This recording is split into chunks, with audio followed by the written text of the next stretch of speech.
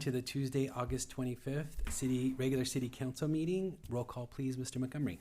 Mayor Gilman. Here. Mayor Pro Tem Bang. Here. Councilmember Rule. Here. Councilmember Lang. Here. Councilmember Whitman.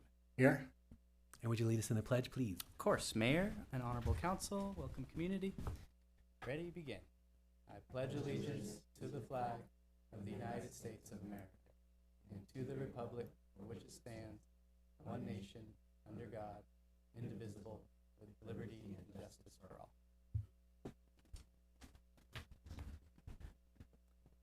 Thank you.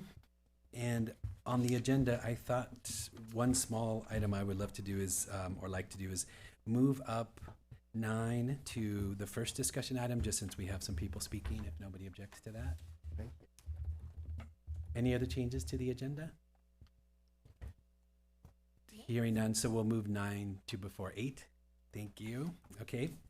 And then next we will have a presentation from Food Share Ventura County Chief Development Officer Jennifer Caldwell to provide a report on local services provided. Thank you for coming.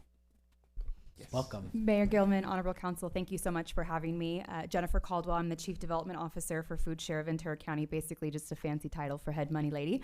I'm so excited to be here on behalf of our President and CEO, Monica White, and also honored to be joined by our board chair and proud Ojai resident, Drew West, came from some moral support. I just wanted to take a few minutes of your time to explain a little bit. I know Food Share has been a huge member of this community and the Ojai community for quite some time, but sharing a little bit about our work in the community and then specifically here in Ojai as well, and then happy to answer kind of any questions at the end. I always love to start with our history because it is such a rich history. This is truly how we started. Tractors chasing us in the fields, picking extra crops before they got tilled into the ground. This was 49 years ago. A bunch of neighbors in Ventura got together, wanted to help out a few homeless veterans that were living under a bridge, and this is kind of was their initial start of doing it. That very first year, with buckets in hand, they collected and distributed 34,000 pounds of food, which was tremendous. Today, we do that in 2 hours. So we've grown quite significantly over the years, but that early movement is really what got us to be the food bank that we are today. One of our favorite graphs of how Food Share works, the very top line is how we get our food in. All comes into Food Share as the food bank for Ventura County. Kind of picture us like the free Costco without the samples. And then the bottom row is how we distribute that food to the community. I'll kind of highlight just a few of them. Purchased product, we do about $2.5 million worth of purchased food every single year. And we're purchasing items that we don't get donated from the other buckets. And for our specialty programs. We have specialty programs for our kids and for our farm workers and for our seniors. So we're purchasing items that we, again, don't get donated and need for specialty items. Retail stores is probably our second biggest bucket. We get about 8 million pounds of our 23 million pounds from retail stores. And those are just like the Vons right here in Ojai, Sprouts, Trader Joe's, Walmart, Costco, Sam's Club. Food that is no longer shelf stable or good by their standards, still perfectly good food. We are able to rescue it and get it out to the community in need. And then we still go to, while we don't go, we're not following tractors or being chased by them, we have great relationships with our local farming community to buy local as well as get donated fresh produce from a lot of amazing farms in here. We also, through the Port of Hueneme, although they aren't a farm, we get literal tons of pineapples and bananas donated from the Port of Hueneme, which is fabulous. And then we have the contract for Ventura County for USDA government commodities, comes through the Farm Bill through USDA, then goes to the California Department of Social Services, which then disperses it to the 42 food banks within California. So we get great government commodities and a little bit of dollars to help distribute that. Again, all comes into Food Share as the food bank, and then we get it out through a variety of partners and programs. Our biggest one, pantries. Yes, it looks like a church. Many of our 200 partners are. But it also could be a pop-up in a parking lot once a month. It could be like a Help of Ojai that has regular distributions. It could be a church that does it after their Sunday service. So a variety of different partners and programs that we are able to get our food out. I'll start with kind of some stats for Ventura County as a whole, and then we'll kind of get into Ojai as well. As much as I love this graph because it really shows our how many people that we've served over the years. As you can see, back in 2019, we were at about 92,000 people on an annual basis. The next couple years spikes aren't really surprising as the pandemic did hit us and we had to increase our services to Ventura County neighbors quite significantly and rapidly. What is interesting is that that spike really never went down. And last year we served 254,000 Ventura County residents. And that is an unduplicated number. So that's about 31% of the Ventura County population that we are still serving today. And then as you can see here, again, Ventura County numbers, 254,000. It's about 30% of the Ventura County population. We did just over 21 million pounds of food last year, which equates to 17 million meals that we were able to provide.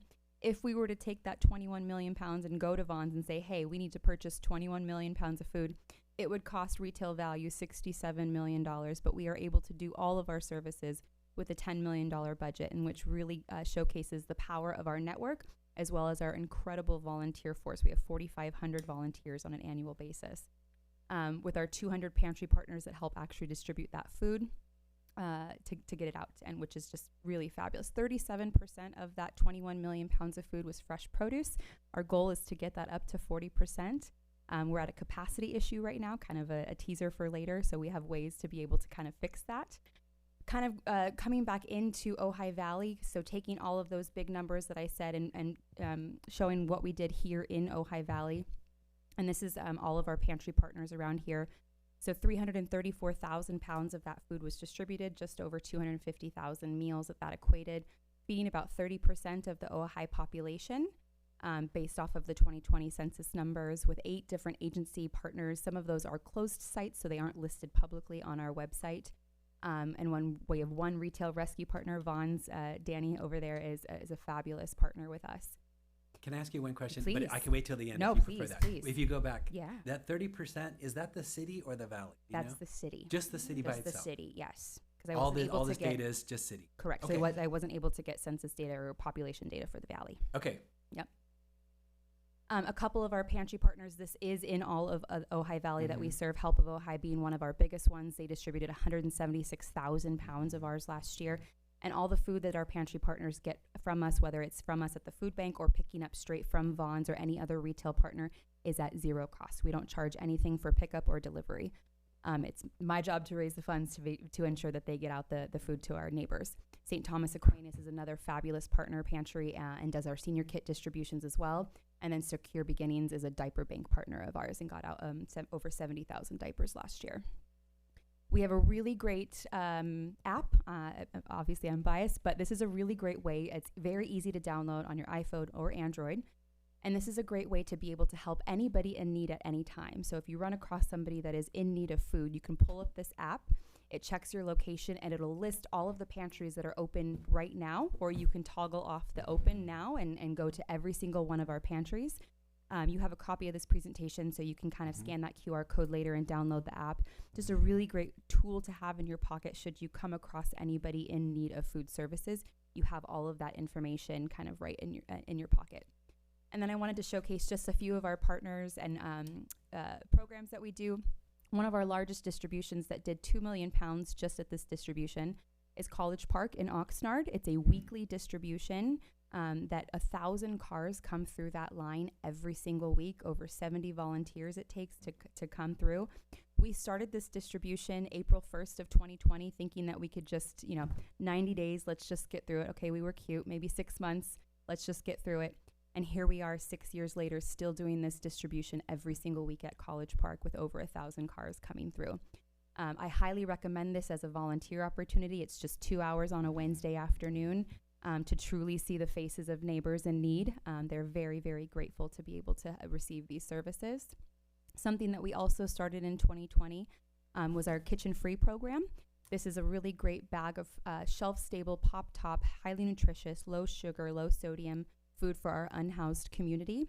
And we put these bags together and they actually go to our pantry partners that are already servicing those neighbors and have those relationships, also where they can get additional services other than just food. And since 2020, we have distributed 70,000 of these bags. Now that you've seen it, I guarantee you'll be seeing them around town on bike handles and people riding by. But it's a really great program to just give our unhoused community that don't have access to a kitchen some resources.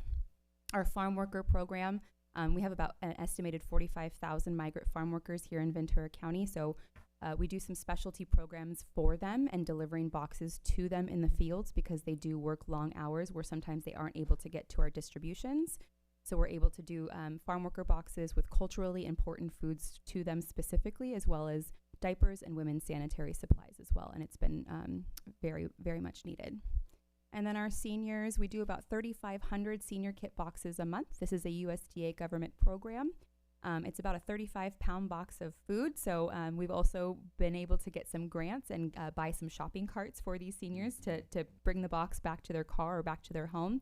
We have 42 distribution sites, St. Thomas Aquinas being one of them, all over the county to be able to receive this box of shelf-stable food. They also get a box of fresh produce, and government cheese is back. And then our kids programs, we have some incredible kids farmers market and kids kitchen where we actually have a nutritionist go to boys and girls clubs after school care programs. The nutritionist does a little bit of an exercise lesson with them, shows them what a healthy plate of food looks like, should look like, and then sends that food home with them with some recipes so they can recreate it with their family. And great news, this had prior had always been kind of a grant funded program, and we would do this as we got grant funding in, and we had a donor came in and said, I want to make sure that you can do it all year round. So this year we'll be able to do it all year round and make sure that kids all over Ventura County have access to this, which is just so fabulous. And then the need continues. I kind of teased this a little bit of our capacity issue. We are 46,000 square feet, but in 3 different warehouses. Last year, we had to turn away 8 million pounds of produce because we just did not have the capacity. But we absolutely have the need to be able to get it out to our community. So with our visionary board and some really intelligent people, where I'm just tell me how much it's going to be, we are building a brand new food bank in the city of Oxnard. We break ground in a couple weeks. You are all invited. I hope you got the information for the groundbreaking. Fabulous. But we are proud landowners. This is 12 acres of land in Oxnard, just off of Woolley and Rose. It's a beautiful industrial park there with surprising undeveloped land. And so about 4 years ago, we purchased this and have been well on our way to designing the food bank of the future. And so we are going to be building an 85,000 square foot facility all under one roof to be able to serve our community for decades to come. This building has the capacity to house and distribute 40 million pounds of food, so truly doubling our capacity by the year 2040. Do I hope that does the need increase in Ventura County? Of course not. But even if our number stays at 254,000, maybe we can give out 2 bags of groceries instead of 1. This facility allows us to do that and to stop saying no to food and having to turn it away. It's a really incredible project, and the community has rallied behind it, knowing the importance of it. It's a $50 million project. Real estate in California is, as you know, quite expensive.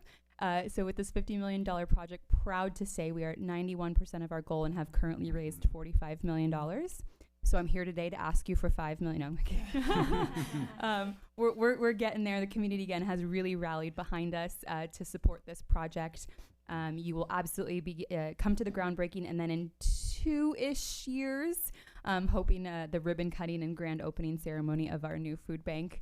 But a really beautiful design, really built it as food bank for the future, making sure that we can serve all of our neighbors, but we also have to ensure that we can accommodate the 4,500 volunteers that we get on an annual basis.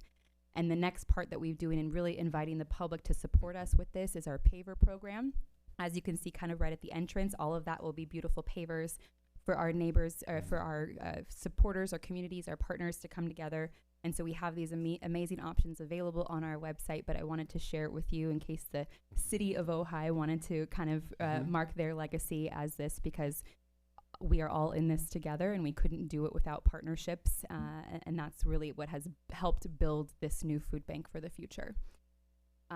That's all I got. This is Leah. Say hi to Leah. Any questions? I want to hear from others, of course. I guess what I'm wanting to ask is, besides the pavers or those kinds of opportunities that you mentioned, do you have any barriers in Ojai that we could assist you with more immediately? Thank you for that question. Okay. Not that I'm aware of. Okay. I mean, we have already a partnership with Vaughn's as that kind of solo retail store. They're incredible partners of ours. And then we are constantly asking our pantry partners, what could we do better? We deliver food for free as well. So I know that kind of that barrier of the travel to Oxnard, especially for some of our smaller agencies that don't have the transportation capacity and they're just kind of showing up in their Prius and sticking what they can in the back of it. So we started delivering. We also have trucks for our agencies to be able to use for free if that's ever a barrier. But thank you for that invitation. Should anything come up, I know who to call. Yeah. Any other questions? Yeah, I have a quick question. What does a food bank of the future look like? Like, how is it different from the food bank present? Just curious. No, that's a great question. One, it's the capacity. So we're doubling in size. So to be able to serve more food, accept more food. We're tripling our cooler capacity and doubling our freezer capacity because, again, we've had to turn away specific food for those areas because we haven't been able to accept it in the past. And then we've also designed it. I'll kind of show you a little bit if we can. The back side of the building looks kind of just like a grass area, which it is. It's a water retention basin, which backs up to Woolly Rose. But the way that we've built it on this piece of land, say in the year 2040, we get to that 40 million pound capacity, and it's just not enough. That land has room for a 45,000 square foot additional expansion should we ever need it, well into the future, well into my retirement in food banking. So when I say food bank of the future, this is truly our forever home. And we've designed it and built it as such to ensure that future leadership is set up well and the community is set up well to be able to continue to serve them. Thank you very much. Yes, my board chair, please. Yeah, come up. As a board chair, our focus is to leave this food bank for generations into the future for our community and for the community members that need food assistance without any debt, with resources to go forward, and with a facility that's going to carry us into the future without worry. We're trying to leave this in a perfect kind of legacy situation. We've even gone so far as this facility will have a commercial kitchen in it, so that we'll be able to have education programs and provide flash frozen meals that could be reheated and distributed throughout the community, primarily for our seniors, I would think. But we've also been focusing on disaster recovery during the fires, during pandemics, during floods. This organization has made me so proud because they've been able to scale with all the restrictions and limitations that they have to serve our neighbors that were struggling through these events. We're building this facility so that it will be optimized to be able to address those needs going forward. So there's going to be another disaster. It could be an earthquake. It could be something. It's going to be awful probably, but we'll have to deal with it. We're building it as a future food bank. Building the resiliency for us. You're building the resiliency, the food resiliency for us come bad times. Exactly. We're all in this together. Hunger is something we've dealt with since the beginning of time. And we can deal with hunger and make sure people have food, but we have to have the resources to be able to do that and do it well and do it for our children and grandchildren and their grandchildren. Yeah, that's fabulous. Thank you for the vision. It's really great. Thank you. Yeah, I appreciate it. Any other questions? Can you see why he's our board chair? My goodness. Yeah. He's well placed. Thank you so much for being here. Thank you so much. I appreciate it. Thank you so much. Wonderful. Incredible. Inspiring. All right. Do we have any commission reports tonight? No, we do not, Mayor. Okay. City manager's report? No report. Okay. We'll move on to public communication. These are items not on the agenda. And I have Brian Akins. Tim Kraut, is it a public comment or do you want to comment on the item that's going to be on the discussion? Okay. And then Larry Steingold. Hello, everyone. I'm Brian Akins. I'm currently on the Historic Preservation Commission for the City of Ojai. I'm also on the Oakview Neighborhood Council, which we held a rousing meeting last night. We were happy to have Chief Police there, keep us somewhat quiet, calm. It's probably why I sat in the back row. And the Mayor Gilman was there. He was in the other corner in the back row, but we were happy to have him there.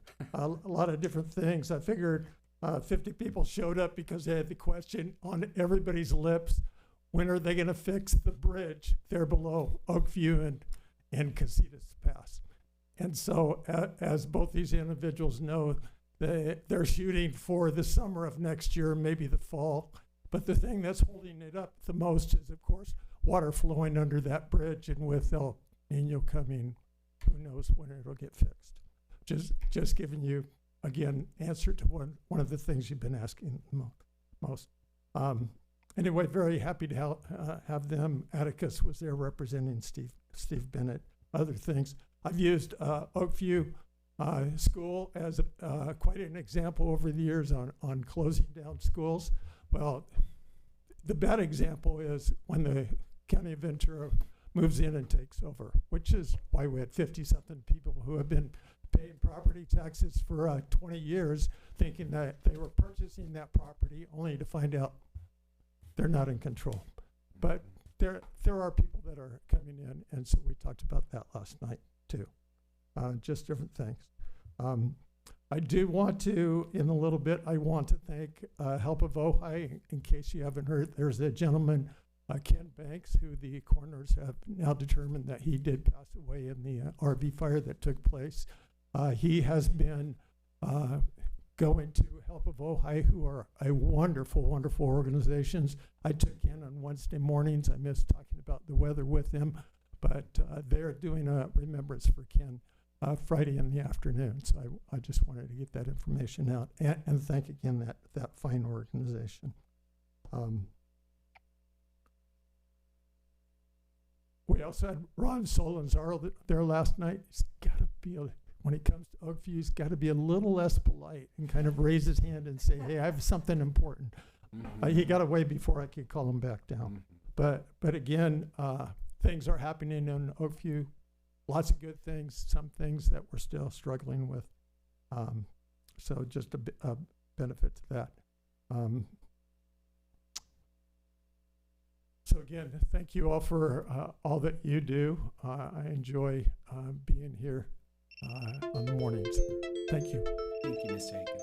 I do have one question. Go ahead. And you know, I didn't Yes. come to the meeting, so so the school that is under discussion is Sunset Elementary. Is that correct? No, Sunset, actually, they've just looked at shutting down Ventura schools. Sunset is not one of those. Okay, that I'm was my talking about question. the original Oakview school. It's the one that my kids went to.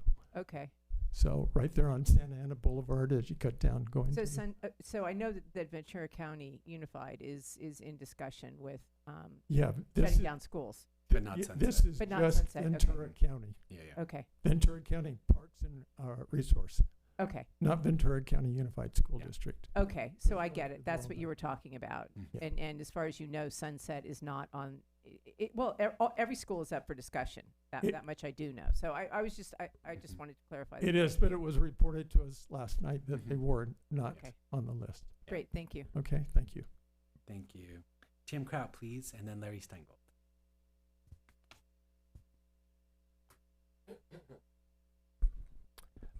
Good evening, Hello. council staff, Mr. Mayor. I have with me a report on this campus that's about 3 years old, and I just want to say thank you for taking care of some of the trees that's been mentioned in this report. There was 28 hazardous trees mentioned in this report. You've taken out, I think, 2. You've done some other major work on some of the others. You've improved that, but I'm still concerned about those others. And I'm hoping that you will maybe spend some more money on that and take care of some of those trees before you do something with the grounds. So that's what I'm here for tonight, and thank you for doing some of that. There's a lot of trimming that needs to be done. If you walk out there, there's canopies over canopies, and this report is very valuable if you just take some time and look at it.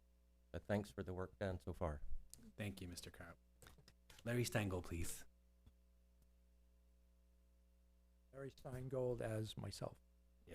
Good evening, Mayor and members of the council. A 360-degree performance review is an invaluable management tool. When done properly, it gives this council an objective, clear-eyed assessment of executive leadership by collecting candid feedback from subordinates, peers, department heads, and other people who may want to contribute. Think of it as a professional sport report card. But for a report card to hold genuine integrity, 2 baseline rules must apply. The grading must be strictly impartial, and the student cannot choose the teacher. This contract reflects a continuing attitude that relies too heavily on sole source shortcuts. This isn't about dollars and cents. It's about governance, culture, public trust. Just because an exemption is technically legal under our municipal code does not make it the right thing to do. Just because you can pick the person doesn't mean you should. The law sets the minimum floor, but good governance demands a higher standard of stewardship. When relationship routinely treats a legal exemption as an automatic default, it bypasses the accountability that competitive processes are designed to protect. Awarding contracts without a public scored RFP process, especially when initiated through closed session discussions, inevitably creates the perception of inside dealing, loosely defined scopes, and diminished credibility. The contract raises three critical questions. Why this firm sole sourced instead of openly evaluated? Second, true independence. The principal of this firm is a former city manager. While municipal experience is valuable, it creates natural peer empathy and sympathy because they've all been there, they all have the t-shirt. As our city manager has prior professional dealings, has he? Organizational ties, personal connections. What concrete safeguards guarantee an uncompromised objectivity? I support transparency. Please go out for someone else, or at least try. I support conducting a 360 review. I've had them done. They aren't fun. But public trust demands a standard. Open competitive valuation, routine shortcuts, full disclosure of prior relationships, an independently compiled participant list. How many will these employees or friends of be chilled because everyone knows who everyone works for, and people talk the way they talk. Complete council access to unfiltered results. Let us ensure this framework is rigorous and transparent so the findings serve as an authentic leadership tool, or as the staff puts it, go for it, try. At least make the attempt. Thank you, Ms. Strangold. Ms. Burgess, tell me if I'm incorrect in what I'm about to say. We actually reviewed several proposals. We evaluated them carefully and selected one. So we didn't sole source anything? Okay, just to be clear. Okay, wonderful. Yes, go ahead. I'll just add that it was a pretty detailed discussion It was a very before we detailed selected one of Correct. the multiple Yes. proposals that was in front of us. I know we can't go into details Right. about what that That's all I was. was Just, I just, was- just I- listing I the- was the not broadest going outline. there, but it was a very thorough Yeah. conversation. Thank you, though. Did you have a public comment?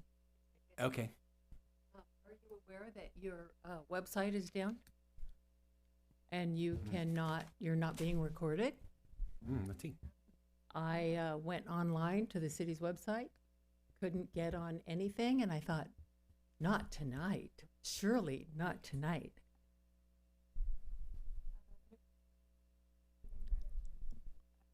Even right up to when I left, I was It's on right now for me as I well. was checking. Yeah. It's on now? Mhm. Yeah. Well, I don't know if it ever stopped being off for at least here. Okay. I can Yeah. confirm it's on. And Ms. Roth, Mhm. we are happy to help you at any Mhm. time Yeah. with Okay. access. All Yes. right, I just wanted to make sure Thanks for the alert, though. that this Thank you. important meeting is being recorded. Yes. Thanks. Correct.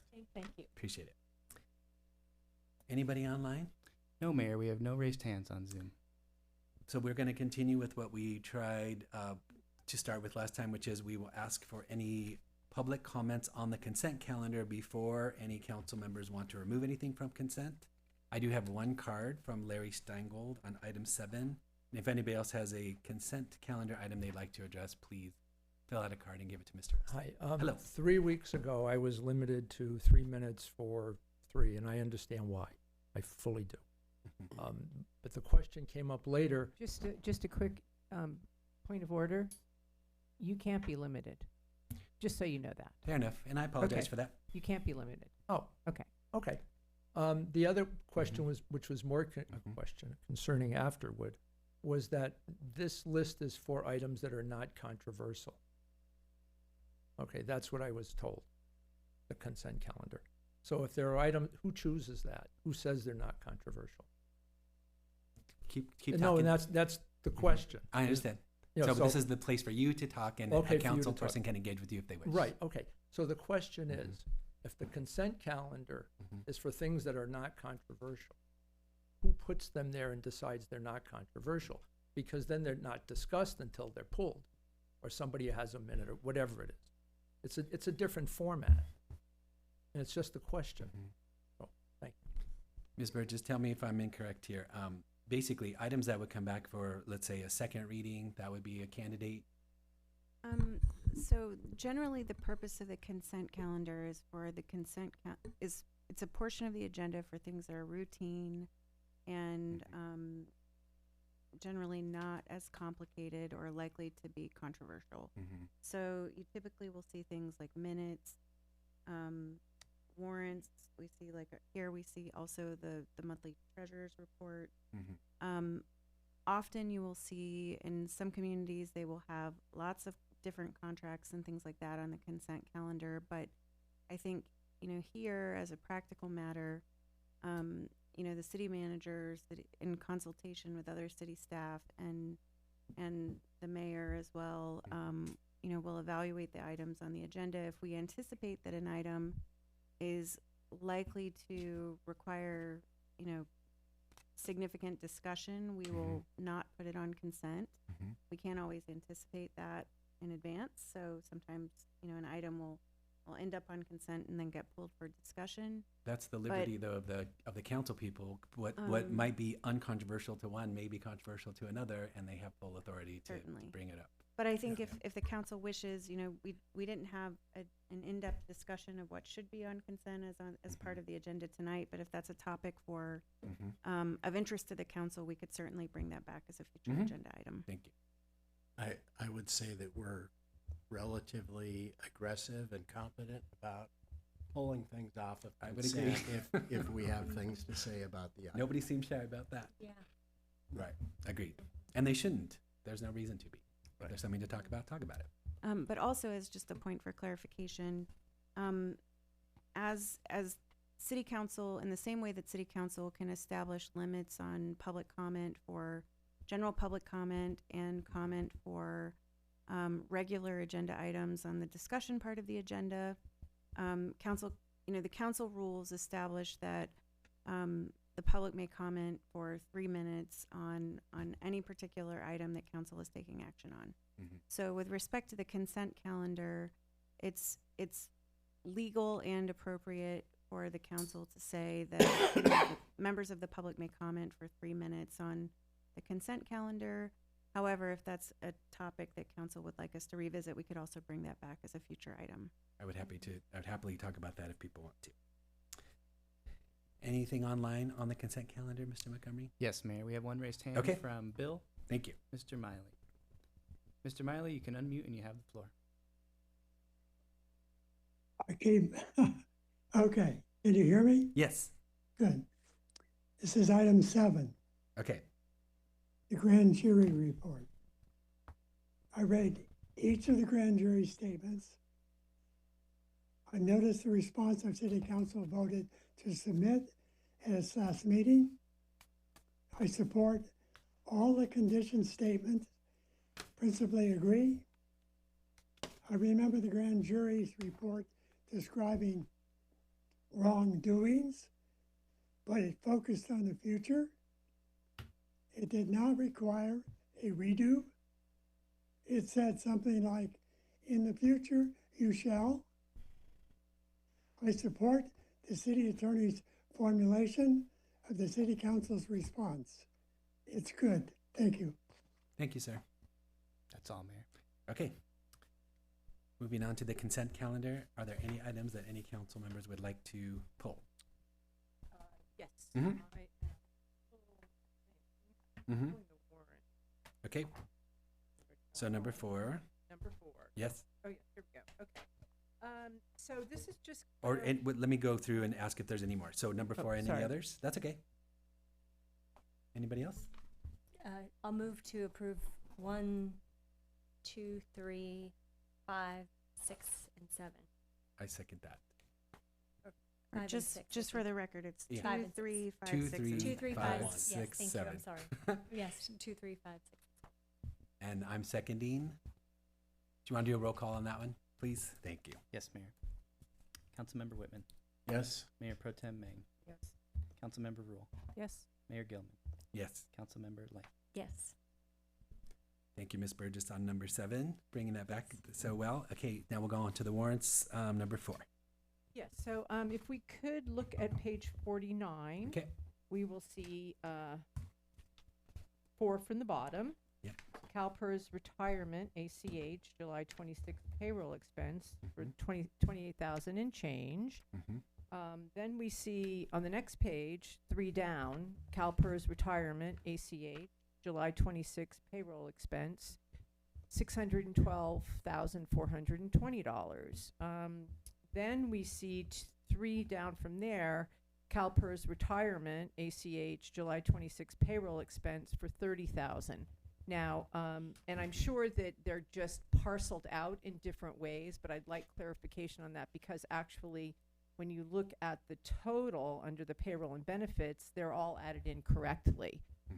Not incorrectly, they are correctly added in.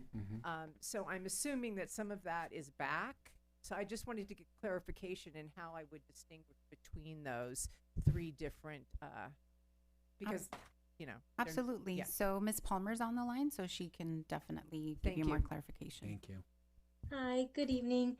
Yeah, thank you for your question. Moving forward, we can definitely add more descriptive detail, so it's easier to see the differences.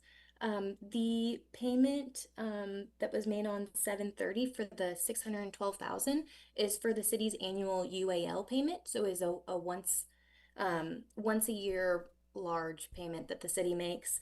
And then the 2 smaller payments, the one for the 30,000 and the 28 are for the 2 payrolls that we have in the month. So you should always see those 2 individual for the biweekly payroll. And then just on this specific warrant, we have the UAL, the annual payment. Okay, got it. So the once a year big one, is that our back pay, what we owe? What do we call it, our liability? Yes. Okay. Yeah. All The right. unfunded liability, correct? Unfunded liability, thank you. And thank you for the clarification. Of course. Thanks for being here. Thanks for noticing that. That's really important. Yeah, of course. Thank you. Anything else? Ms. Rule? Oh, no, I'm sorry. That's all. Thank you. Wonderful. So I will move that we accept consent item number 4. I'll second. Okay. We're gonna take a roll call on number 4, acceptance. Thank you, sir. You're off socializing with the crowd, you know, having a good time. I was confirming we were not having any technical difficulties with Oh, our, good. with Okay. our live streaming. Yes. Could you Okay, please thank remind you. me the motion and the second? It's to approve consent item number 4, and there was a second by Ms. Okay. Rule. And Roll. we're okay on the live streaming? TBD. I see. Okay. Councilmember Rule, Yes. Councilmember Lang, Yes. Mayor Gilman, Yes. Mayor Pro Tem Meng, Yes. Councilmember Whitman, Yes. and it looks like we are live. Sounds like it. Thank you for checking. Wonderful, guys. Okay, we will move on to discussion, and we've moved item number 9 to the front. Introduce ordinance amending Article 5 of the Ojai Municipal Code to add prohibition of use in Libby Park tennis courts for any activity other than tennis. Right, so I will present this item. Thank you. So I believe it was in April of this year, as part of an appeal that City Council heard regarding a facility use permit for a special event at the Lower Libby tennis courts, City Council provided direction to staff and the City Attorney's Office to bring back an ordinance to City Council that would establish a clear policy going forward that tennis courts at Libby Park may only be used for tennis activities. And so as part of the ordinance that's being presented tonight on first reading, we have an ordinance that is intended to effectuate that direction. It would effectively provide that the tennis courts located at both Upper and Lower Libby Park be exclusively used for the purpose of playing tennis. There is an exception or a carve-out in Section 2B of the ordinance to allow for temporary closures of one or more of the tennis courts at the Upper Libby Park in connection with a permitted event at the Libby Bowl or in Libby Park when reasonably needed for event-related purposes. So it's effectively an exception for a non-use of the Upper Libby tennis courts in situations where, like for example, in the city's contract with Ojai Valley Music, there's a provision that calls for closure of the tennis courts during an event. And I expect that there would probably be other similar situations involving events at the Libby Bowl where it may be appropriate for tennis courts at Upper Libby to be closed. If council approves this on first reading, it will come back to the city council in 2 weeks for second reading. And that's all that I have. Questions for staff before we go to public comment? I guess a clarifying question for me would be, I'm looking at page 145B. So the way that I'm reading this language, it would be something like, the tennis courts could not be used for any purpose other than tennis or closed, even if the city were wanting to do something else. Correct. Okay, just a clarifying question. Okay, for example, like something on Ojai Day for anything. It can't be So anything whether other it's than basket weaving Mhm. or, Okay. yeah. Okay. Just to follow up on that, so essentially the city is giving up its ability to use the courts in any way, shape, or form other than for tennis. Other than for tennis or associated with, again, like a closure of a non-use. music. for So the events at city of Libby Bowl. Ojai is giving up that right. I would say the city of Ojai is Is establishing a deciding limit on Is the use of deciding the that they will tennis give courts. up that right. Correct. If that's, And how would the city of Ojai roll that back if they were so inclined in 5 years or 10 years? city council could adopt another ordinance amending its existing. So if this gets adopted and incorporated into the city's municipal code, a future city council could always amend that city code provision the same way that the city council can adopt it. And what would be that process? It would be direction from the city council to staff or the city attorney to bring back an ordinance amending the provisions of the city code. And could any city council member do that?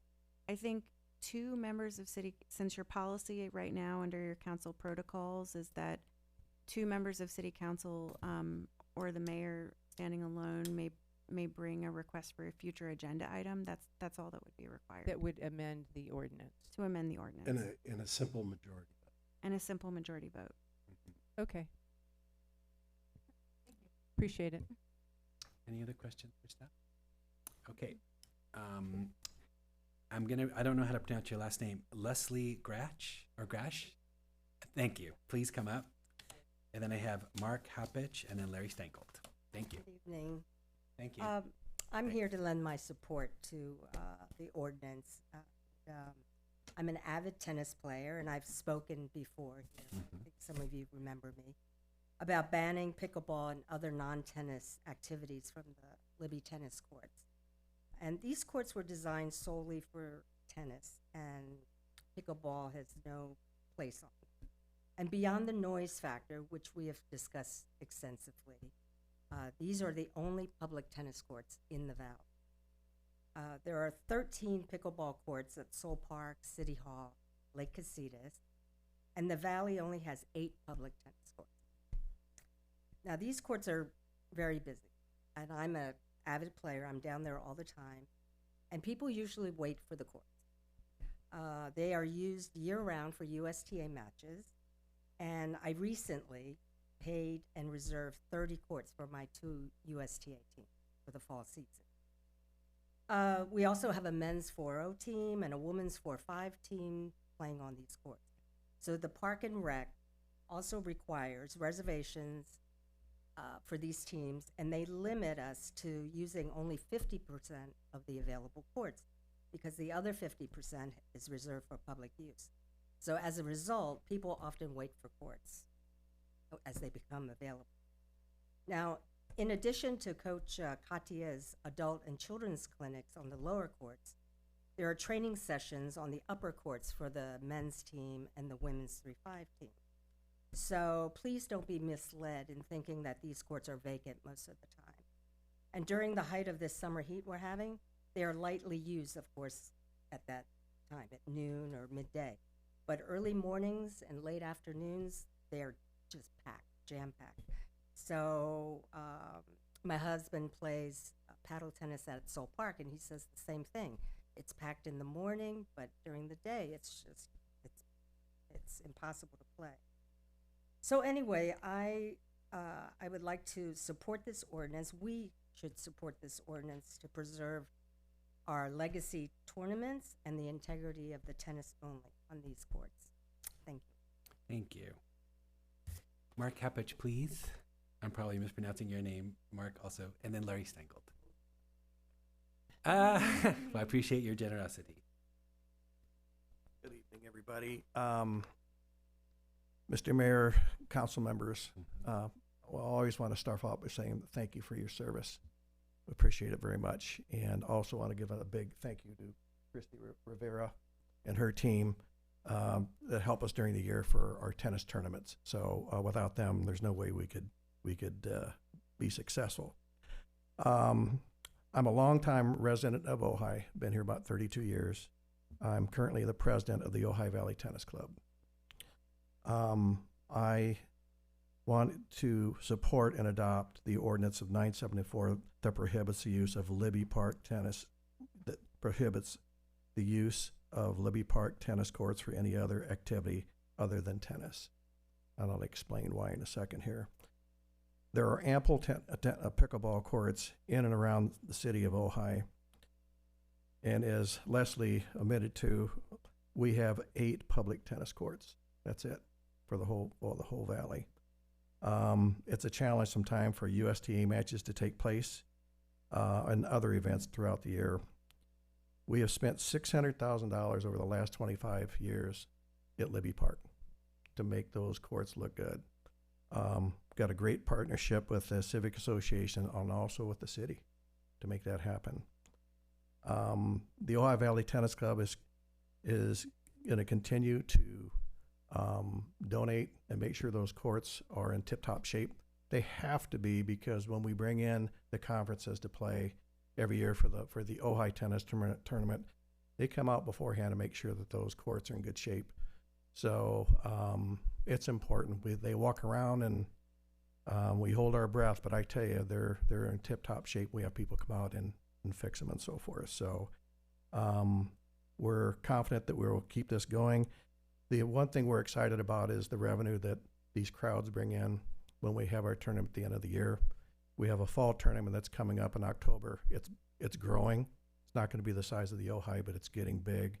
So we welcome those people to come in to take care of our beautiful courts here.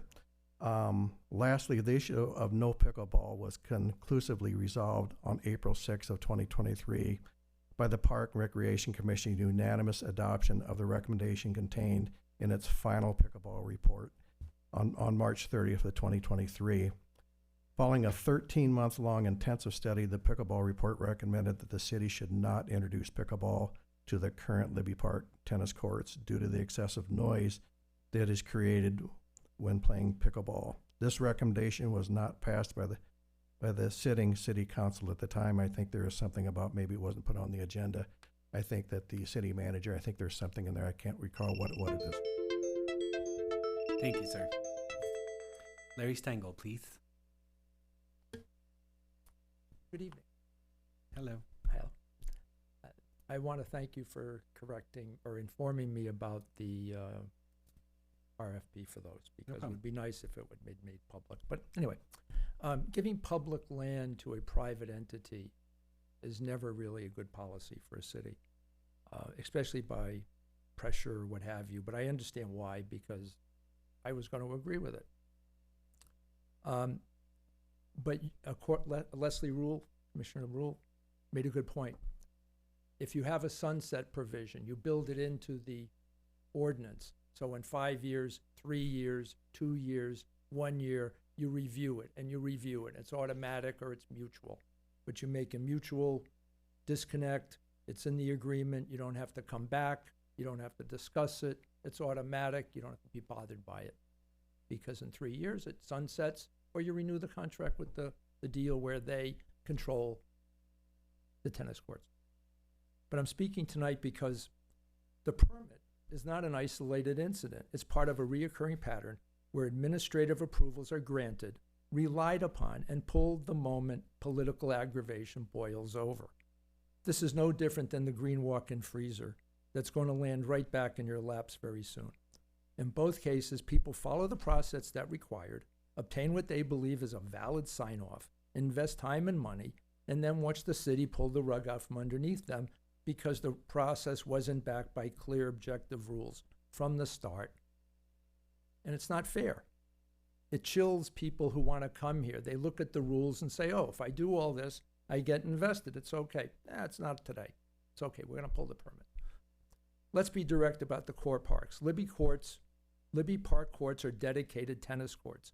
And Soul Park is where the city and county invested to establish dedicated pickleball facilities. That will be formalized tonight. They're tennis courts, those are pickleball courts, and that's the way it is. But when the Recreation Department routinely issues a legal permit to an applicant who did everything right, and then this council has to step in at the 11th hour to kill it, it creates a chilling effect on the entire community. It's no different than keeping unenforced laws or vague regulations on the books just to selectively chill and control behavior. If you have a regulation on the book, it's not being enforced, get rid of it. It leaves every resident, business owner, and community group asking, what is a permit actually worth in the city of Ojai? If a stamped approval can be discarded because the temperature gets too high, then getting a legal permit becomes completely irrelevant. Council members should not be micromanaging every park reservation, but you cannot leave staff in the dark. Thank you, Mr. Stengel. Thank you. Renee Roth, please, and then Tim Kraut.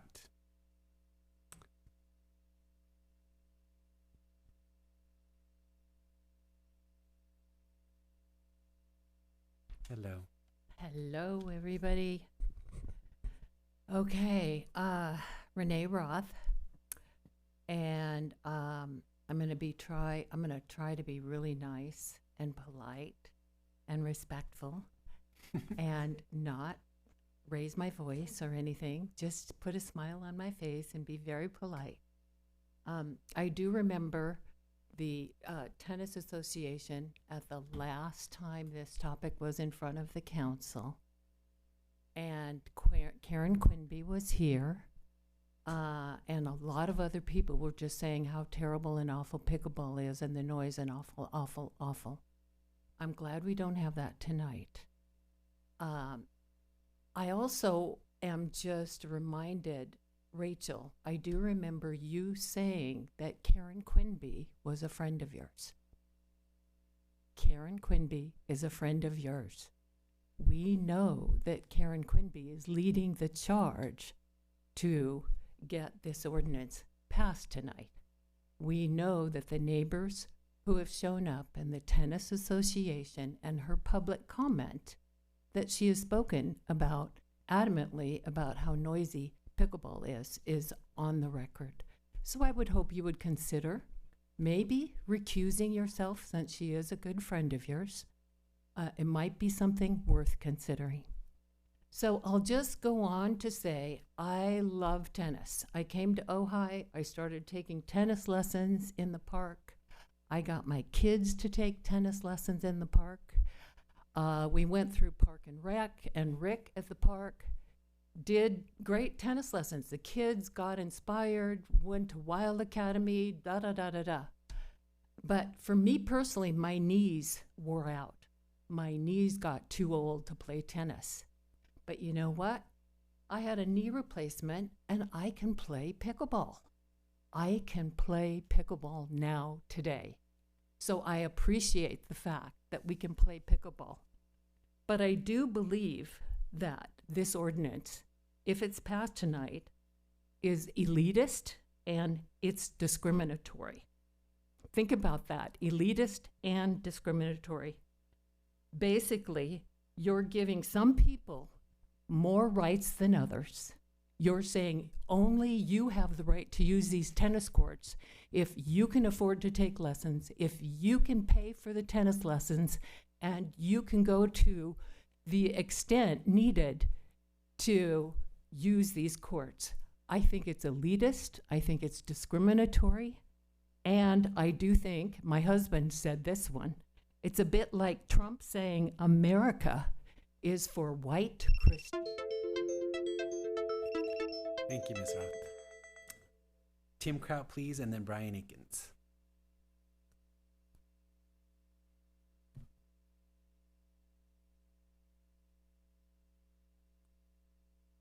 Hello, sir. Good evening, council again, Mr. Mayor, staff. What is a benefactor? It is a person or persons who make a bequest or gift to another person or persons. That was Edward and Florence Libby did in 1917, 109 years ago, when they gifted the property known as Libby Park to the people of the Ojai Valley. The Libbys gave this gift through the use of a grant deed. What's a grant deed? A grant deed is a legal document used to transfer ownership of real property from one person to another. The grant deed from the Libbys, executed in 1917, clearly defines what the Libbys, Edward and Florence, conditioned that this property be used for, and states that if it is not used in this way, the ownership of the property will revert back to their heir. Nowhere in the 1917 grant deed does it state that this property should be used exclusively for tennis. Quite the contrary. This is exactly what it states. Used as a public park and a place of recreation and pleasure for the amusement, health, and pleasure of the people of the Ojai Valley. Cannot be used for private gain or advantage or conduct any private business or enterprise, or permit the sale of intoxicating liquors.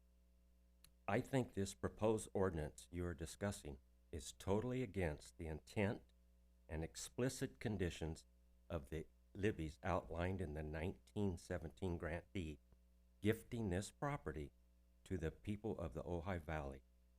Proposed ordinance number 974 is in violation of the grant deed. Also, I just wanted to know if you guys had consulted with the Parks and Rec Commission before this became on the agenda. Oh, one other thing. There's 6 public courts at Nordhoff that are brand new. They didn't mention those, but they're brand new. And it cost $2.4 million to build those. Thank you. Thank you, sir. Brian Akins, please.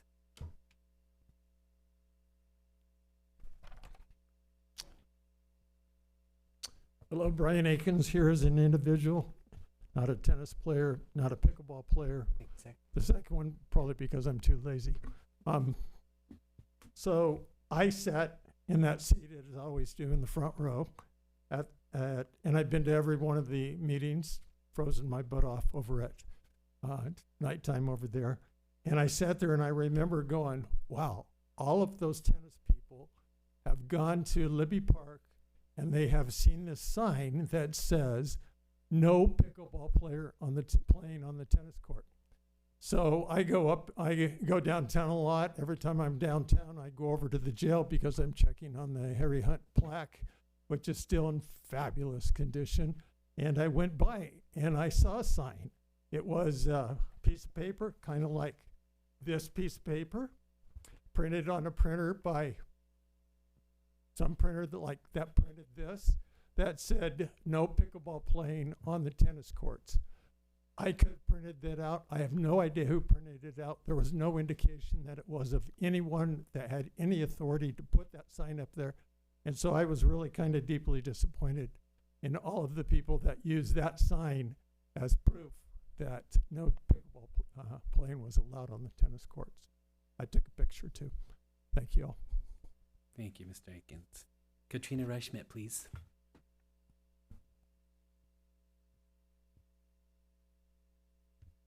Hello. Hi. My name is Katrina Reich-Schmidt, and I am the executive director of the Ojai tennis tournament. We're now in our 125th year. So it is the longest longest lasting tennis tournament in the same location. The U.S. Open moved, so they tout being the longest running tennis tournament in the U.S., but actually we are in the same location, which is Libby Park.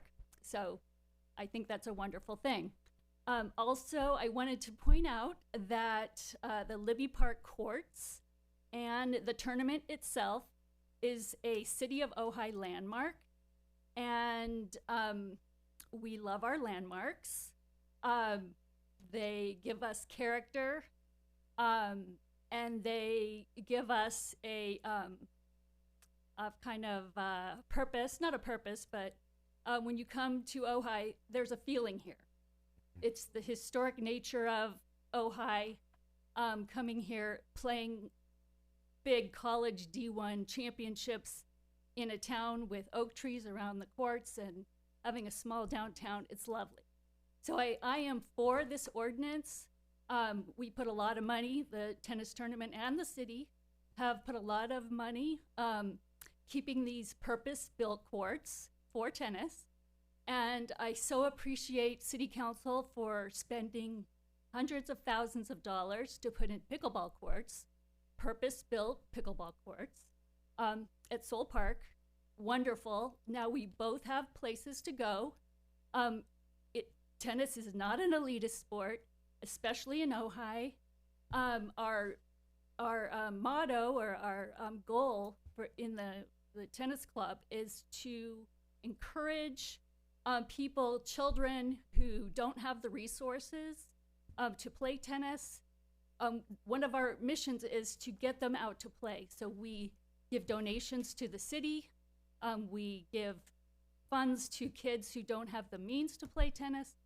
We are a community organization. We love everyone to come out and play. It's welcome to everyone in the city and beyond. So it's not elitist. It's just we're doing a sport on sport courts that were built for that sport. And there are other options for pickleball. So pickleball's wonderful. Tennis is great. We can all coexist and play on our purpose-built courts. So thank you very much for considering it. Thank you. I appreciate that. That's my last card. Anybody online? Yes, Mayor. Okay. First we'll have Mr. Miley, followed by Ian. Thank you. Mr. Miley, you have the ability to unmute.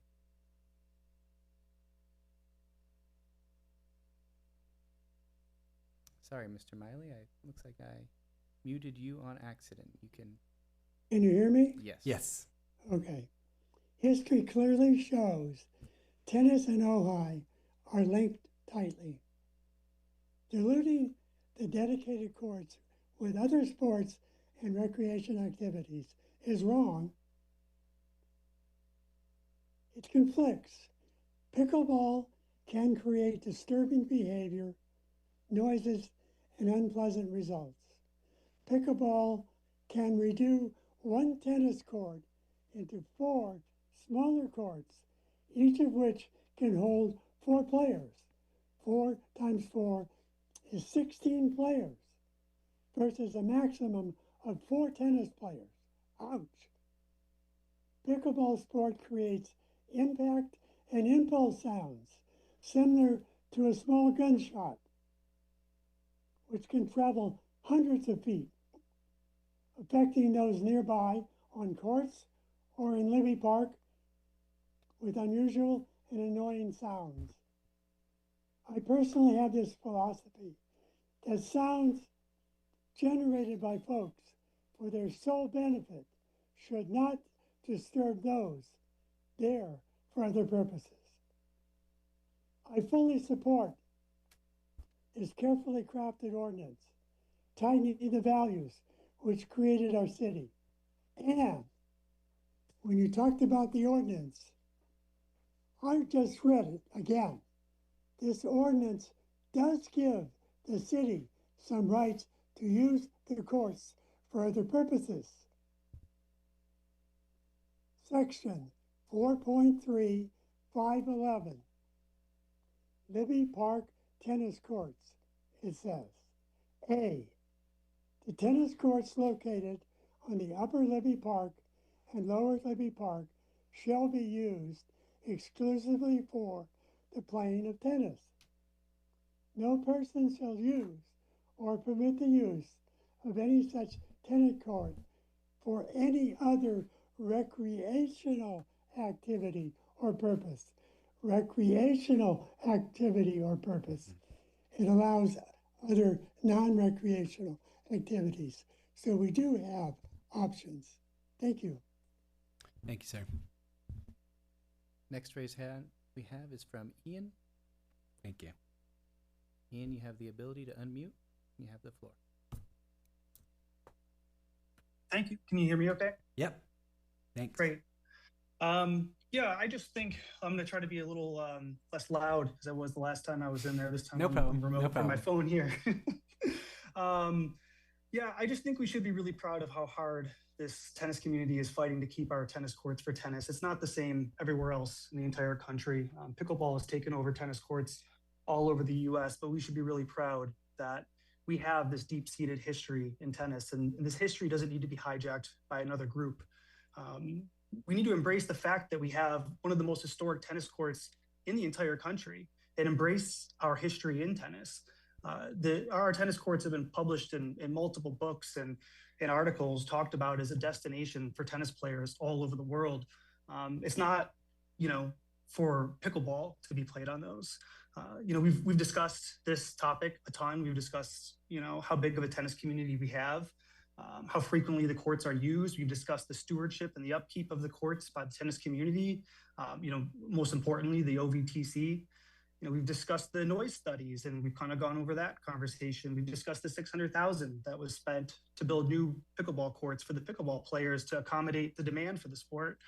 We're not debating an interpretive use of a designated space. In this instance, tennis courts. We don't debate the use of pickleball courts for any other sports, do we? I just think it's important to point out that this most recent debate started with the argument that this was just one event, right? This is how this got brought back to the city council meeting, which is the Shangri-La event that got canceled. Well, guess what? That event got canceled. I don't see the pickleball community backing down. So I guess it really wasn't about one event, was it? Just further supports what was said at the last meeting, which is this is never just about one event. It was always about testing the boundaries of what they can get approved. And I just think that a vote to shoot down this ordinance essentially is a vote to greenlight the use of tennis courts for any other event in perpetuity, not just pickleball, which effectively kicks the tennis players aside and says, well, it doesn't really matter how loud you were able to show up to these meetings or how abundant your numbers are. It's favoring a group that has kind of bullied their way to getting whatever they want here, both Libby Park and over at the City Hall courts. And I'm glad that they have their $600,000 pickleball courts over at Soul Park. Those are absolutely stunning. I just think that, this ordinance, I just implore you to vote in favor of it, and just vote in favor of it keeps tennis being played on tennis courts and pickleball being played on pickleball courts. And it's as simple as that. Thank you. Thank you, sir. No more raised hands, Mayor.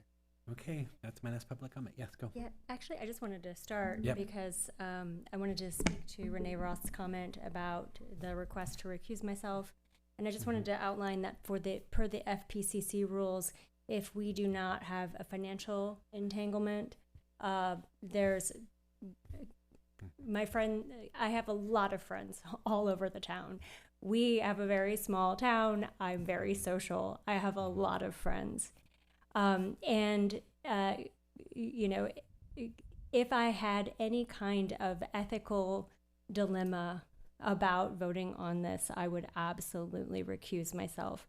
But there is nothing, according to the FPCC rules, that would have me do that.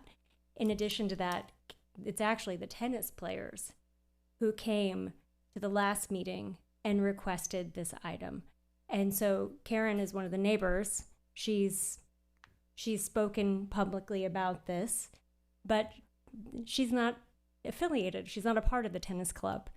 So, and I have a lot of friends who play pickleball. My wife plays pickleball and not tennis. So I could say the same for either side.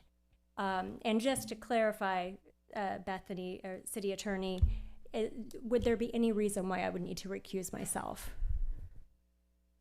So the only reason you would need to recuse yourself is if you had a conflict of interest under either the Political Reform Act, or if you had a conflict of interest that would result in biased decision making. And so as long as neither of those things exist, there would be no legal requirement to recuse yourself. And I have actually been very balanced on this issue. I have voted in ways that my friends on the neighbor's side have not agreed with. And so, I mean, I think if anything, Councilmember Rule, who is a pickleball player and a part of that club, would have more reason to recuse herself than I would. So I take offense with any. Throw me under the bus, why don't you? And I wasn't saying that you should. And no and problem, because no, we're gonna have a conversation. Yeah, I wasn't saying that you should. But I mean, so anyway, so that's all I wanted to say. I just wanted to clear that for the record. And this is something that we talked about when we decided to build the courts at Soul Park. We talked about having the tennis courts be designated for tennis only. And so this is the next natural step in that process. This is something that the Parks and Rec Commission at that time established as the best practices. There was a whole sound study that happened. The tennis players spoke hours and hours and hours. We spent the first 2 years of our time in council listening to these arguments and these conversations. And so I see this as being the next natural step in a process that should have been finished at that time. There's only one thing there's just one minor change or minor correction with the ordinance itself, and that is section 6. It just looks like there is a typo that says California Government Code section 36937. And then there's a can A after that. So it's I just think like, that's just a typo. Okay, Thank you for pointing that out. Yeah. We will make sure that gets yeah, cleaned up. That's it. Thank you. And I was not trying to, I honestly wasn't saying that you should recuse yourself at all. I was just saying that if I'm being asked to, then it just, there's no reason for me to have to. Right. So I'm going to Go jump ahead. in here. A Please. couple of things. One, a financial interest. It does not speak to a bias. So it's very important to say that the FPPC does not talk about a bias. It only talks about a financial interest. Right. So it is up to you to decide if you have a bias and whether or not. I understand it's a small town. I understand that you have a lot of friends. So it's up to you to decide if you have a bias or not. And that's what I'm saying. And I'm saying I do not have a bias. And in fact, my voting record proves that I do not have a bias. Okay, very good. You're clear on that. Okay, yeah, Yes. we're clear on that. So my concern about this is that basically the city has no power to use these courts at all for anything other than tennis. And, in 2024, the Pac-12 dropped out and you were able to get the Pac-10. The Pac-12 had been there for 70 years. So you do have the Pac-10. So in other words, changes happen in tennis. It is a flow. And I do take umbrage that the courts are always used. We rent those courts out to a private school to use. I also take umbrage that there are no other courts. There are courts at all schools, Villanova, Thatcher, Nordhoff. There are tennis courts. There are tennis courts all over. There are tennis courts all over. Just go ahead and say what you need to say. Yeah. So I just want to say that when it comes up that there are no other tennis courts, we only have these 8 tennis courts. That simply is not true. And I wish that there was a little bit more truth telling in this particular situation. I think what I would like to see is a carve out, at least for Ojai Day, there has been pickleball on Lower Libby courts during Ojai Day for 5, 6, 7, 8 years. It is the only event where family members can all play together. They have jumping balls for kids and they have dunking booths for council members, but there's nothing that families can do together during Ojai Day. It is a celebration of all of the people of Ojai. And to say that we can't use those courts now because the tennis community doesn't want us to seems to me to be unfair, to say the least. I don't believe that this particular ordinance should stop the city from being able to allow pickleball to be played on Ojai Day as it has for years and years and years. And we've even had the recreation department come up and say there's never been any instance of any kind of damage ever to the courts. They go out and inspect them. Everything comes off. It's tape. So this to me seems a little extreme, I have to say. I think there should be a carve out for Ojai Day, as there always has been. Those courts are full of families playing together. The only way they can do it at Ojai Day. So to say that, you know, all the other arguments aside, whether or not the deed says this, whether or not the deed says that, I think for the tennis community to say to this city that no, you can no longer play pickleball on Ojai Day. You can no longer offer that to the people that are here. I think that's not right. You know, I'm sorry, it's just not right. If you go there, and I will go say, Brian, it's the connection between your jail and the rest of Ojai Day.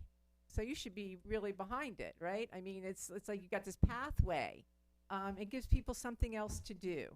And the other thing is, I think that I agree with Mr. Steingold. We should have a sunset clause, because while you will say that tennis is on the up and up and the courts are always used, and you know, I just have to say, not when I go by. And the people that have those courts reserved are the private tennis academy that is there every afternoon. Yes, they pay the fees, but it's a private tennis academy. It's not the people of Ojai, right? It's a private tennis academy that uses those courts, that we allow to use those courts. So for that reason, I would like to ask my fellow council members to allow an Ojai Day carve out, as has been for years and years and years. And also a sunset clause, because things change. Thank you. Mark, would you mind coming up 1 second if I can ask you a question? My first question is going to be how to pronounce your last name. Well, no, tell me now so I know. Hapik, okay. Yeah. Tell me if I'm recounting our conversation a few months ago incorrectly, okay? Okay. Did I hear you correctly to say that if it was limited to Ojai Day, that pickleball took place on that day, that would be fine, but not extended in any way beyond that? Did I understand that correctly? It would be something that we just to have some kind of a, please, you know, an olive branch between us and Ojai Day. Mm-hmm. Ojai Day, the last couple of years have been in upper Libby, courts 1 and 2. We would prefer not to have that. It's just that the surface that they put on these courts now are very soft. It's not like it used to be. So it doesn't take much for them to get a scuff marker to have the paint pull up or whatever. This is not something I make up. I mean, I just see it. I talk to the people that come out and work on the courts and so forth. So, yeah, we're a little concerned about that. But there has to be give and take. Okay. You know, but for all, I think for all, just if my preference or our preference would be, you know, nothing else but tennis on those courts. But we could be open to maybe having an Ojai Day. I say that with I understand some hesitation. I hear that. Okay. Thank you. I appreciate you coming up again. Thanks.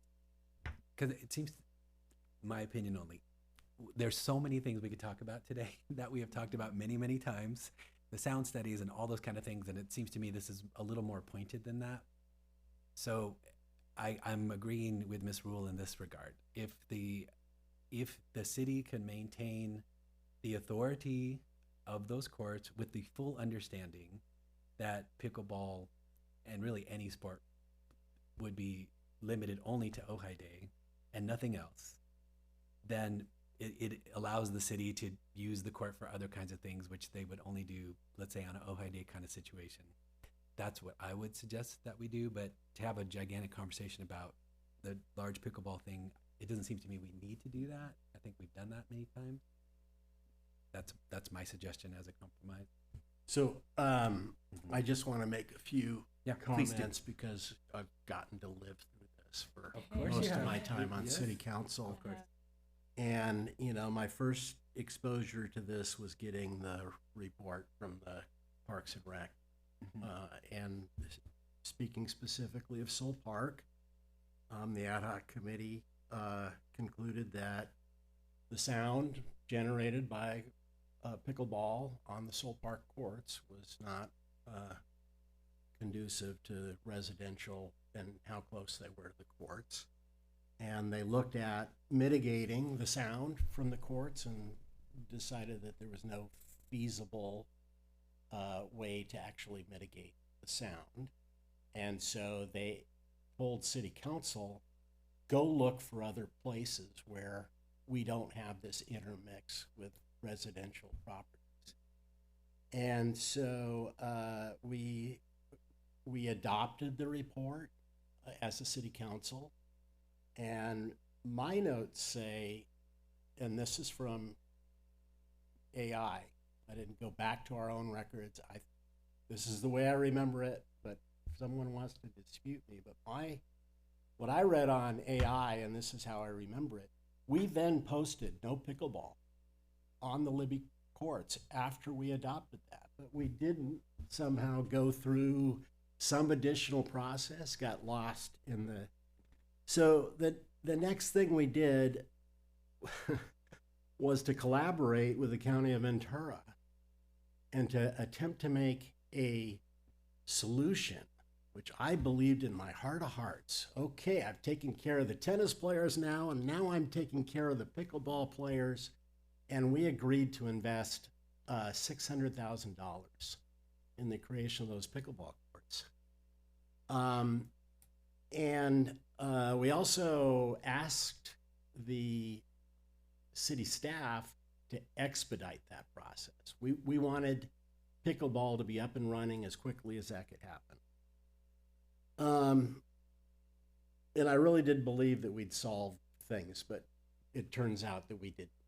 And it became an ongoing process. So I'm concerned that this seems like an issue that is never going to stop, and the best way to stop us listening, having these hearings, is to be very affirmative.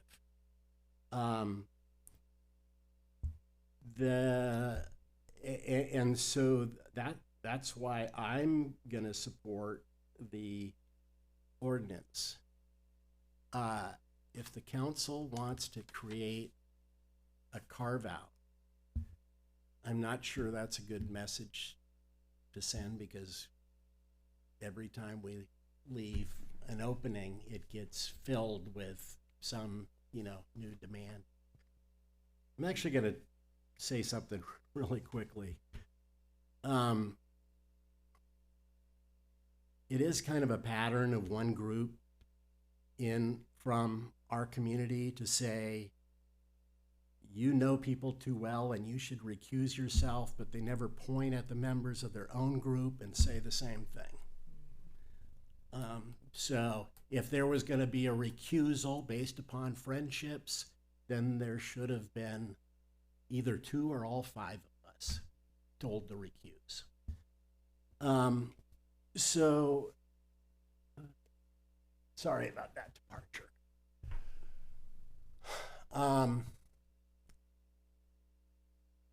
I listened to the concerns of the tennis club about really not wanting to have an exception. I I was, and I think we have to mention that I think the total that the tennis club has calculated is something like $600,000 that they've invested in those courts, and we're not giving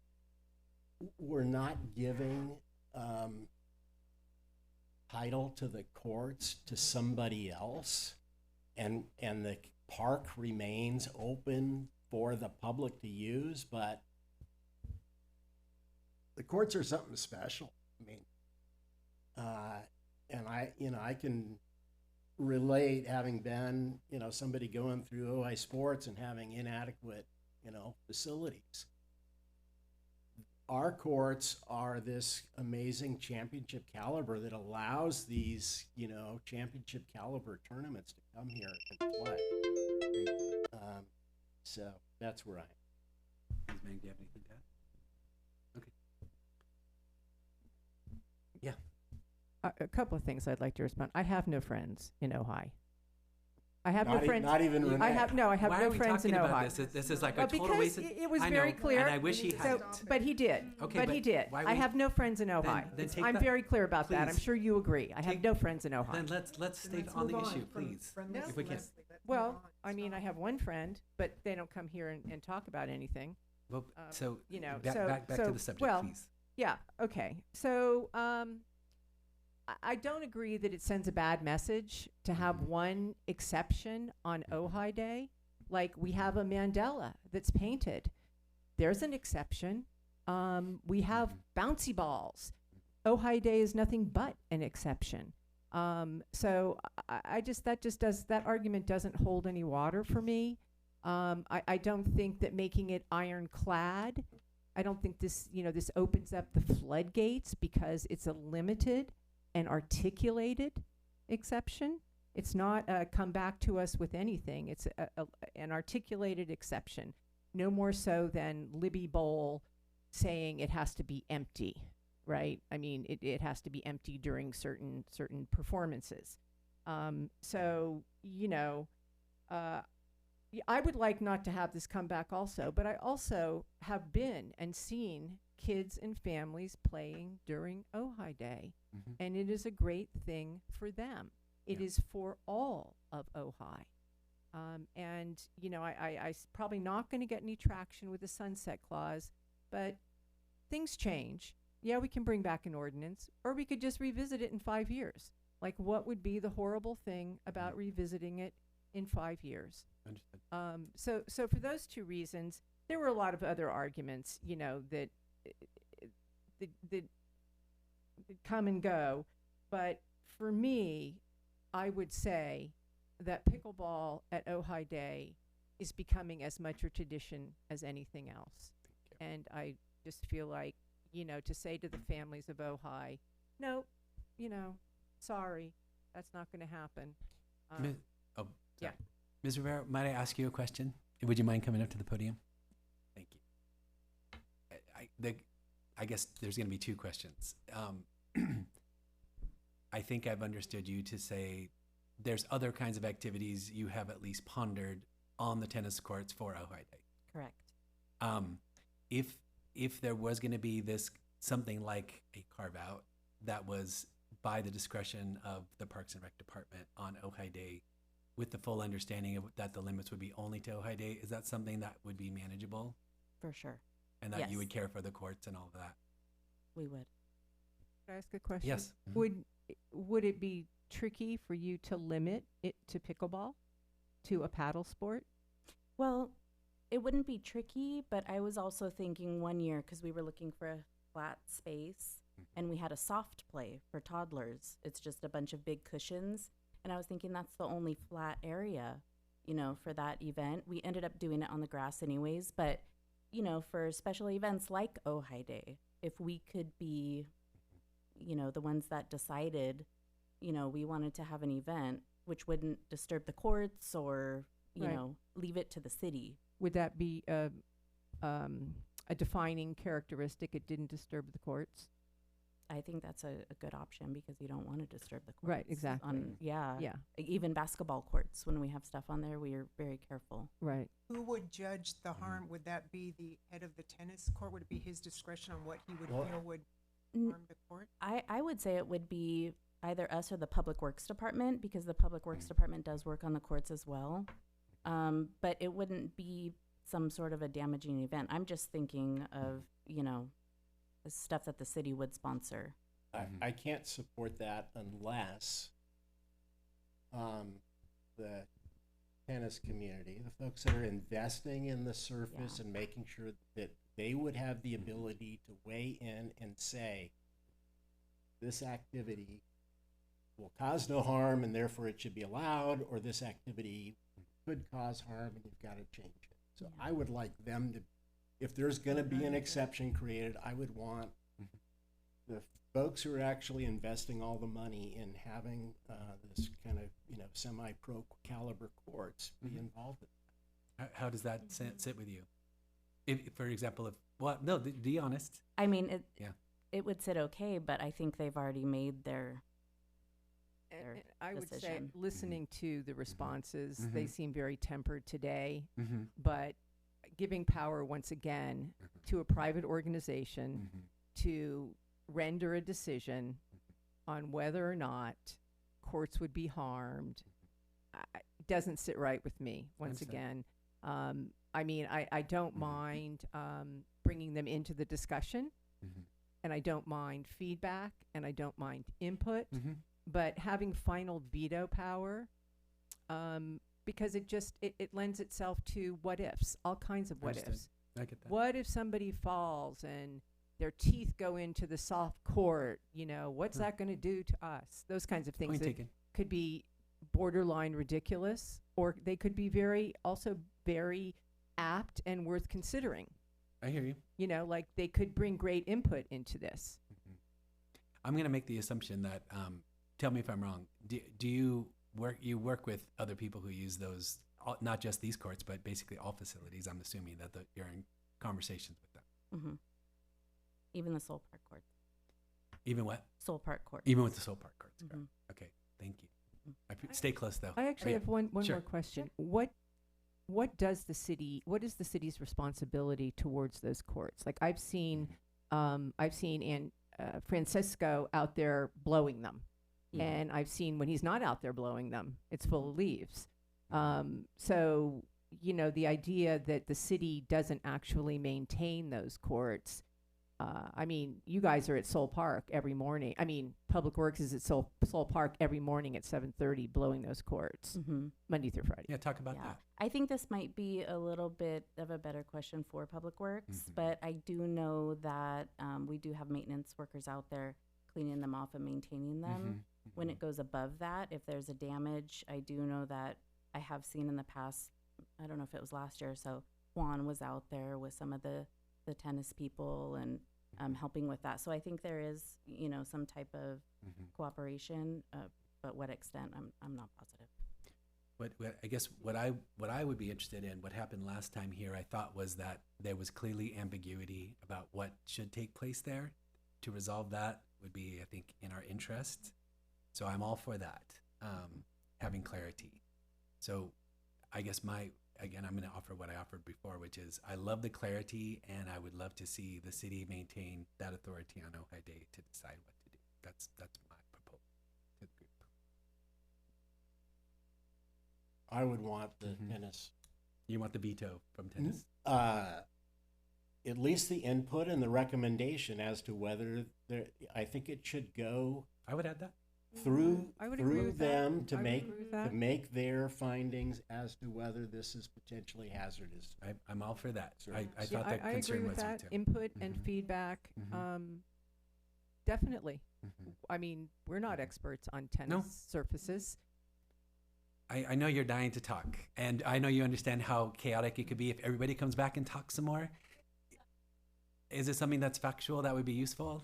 Okay, I'm gonna make the exception since we have a small crowd. Should. I know, and I'm gonna have to open up to anybody who wants to made talk. We had a policy that we don't do this. Okay, then sorry. We had a policy sorry, that Katrina. we don't I'm do sorry. this. Please no. I'm gonna take the judgment. And No, that's no, why we I had have a not done- policy not and to do it we any have longer. had, sorry, we have had chaos. I'm sorry. My fault. Okay, my fault. Okay, so there's a proposal. I think it's a good idea Okay. to involve the tennis association. Mhm. Don't get me wrong. I started No, I'm playing with it tennis too. with my dad when I was 7 No, years old. it's- I yeah. think it's great, but I want Ojai Day to be So- a celebration for all of Ojai. So what if, so you say more and then I'll. I was throw it out. going to propose Yeah, go. that we have staff meet with the tennis group to refine the language of the ordinance and then bring it back for our consideration. With the, so you're asking, Yeah. that refine it so that So- Ojai Day is made as an exception in collaboration with the tennis That they association. establish Mhm. with staff the Mhm. the parameters around which it could be used for Ojai Day. I would second that. Yeah, and then just for clarification, God forbid that this review process happens and you know, then and there's some upset or disagreement. I assume that the way things would work is that the permit would be issued for Ojai Day. And that would be appealable if somebody had a big problem with the permit being. That's always Or true. I could even I just wanted to make sure that that was. we could even clarify that we move forward with the ordinance, provided that it has to come before us for a second reading anyway. So that we move forward with the ordinance and direct staff to work with the tennis group to modify language around Ojai Day. So what I would recommend, just given the level of discussion that we've had tonight, generally if we're going to bring an ordinance back with changes kind of for a new first reading, as opposed to simply just bringing it back for second reading as drafted, we either would want to have like very specific changes that are being requested by the council, or we would probably, in this case, I think, want to have a little more time to kind of evaluate what's been directed. And so for example, I wouldn't want to move forward with an ordinance with an expectation that we're going to create some carve outs that haven't actually been vetted by the council and discussed with the council yet. Okay. I think we need a little bit of time to do that, which we are happy to do if the direction from council is, instead of, moving forward with introduction as written on first reading, to go back and work with stakeholders to develop some, an exception for Ojai Day and for council's consideration. We can do that, and we can bring back kind of two variants of the ordinance. We could bring back something similar to what's been presented here and an alternative version that includes something for council to consider related to Ojai Day. It seems to me like we've agreed, or there would be a majority vote to allow a permit application using the tennis courts on Ojai Day, just the upper courts. And that the only thing that's missing is a process that allows the tennis knowledgeable people to say whether the use is gonna be damaging or not damaging to the court. So if it seems like if that's all we're trying to get interjected and we don't have the precise language, I think it was that my understanding that you actually can bring that back for a second reading with that language built in. I guess I would suggest, if you said, the way you said it, if you said working in collaboration with the tennis association, whatever the organization, to be said, that there's the notion that it's in collaboration, the city staff working with the tennis tournament. So that seems. I think what I would still probably recommend is that we bring the revised version back for like a new That's first fair. reading. Okay. And if there's some consensus that the extent of the revision would be what Councilmember Whitman just described, I think that's probably a fairly easy revision for us to make that we could bring back for, reintroduction on first reading on September 8th. I think that's the good Okay. compromise that I'm hearing. I think so too. Okay. Yeah, Yeah. just, and I don't mean to expand, but Mhm. do we want to limit it to the upper courts only? I mean, because, it might be that they want to have young puffer balls or something. You know what I mean? I mean, in other words, the recreation department might want to have something on the lower courts that have, that could also be discussed, in other words.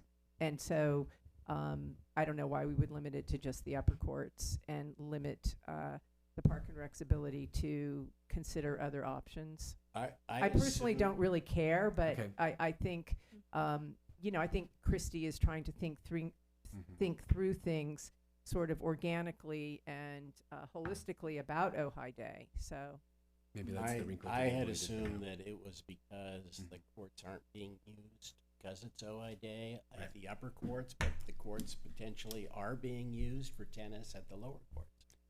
Are they closed? Come up, please. Yeah. maybe we have to keep them open. I don't know.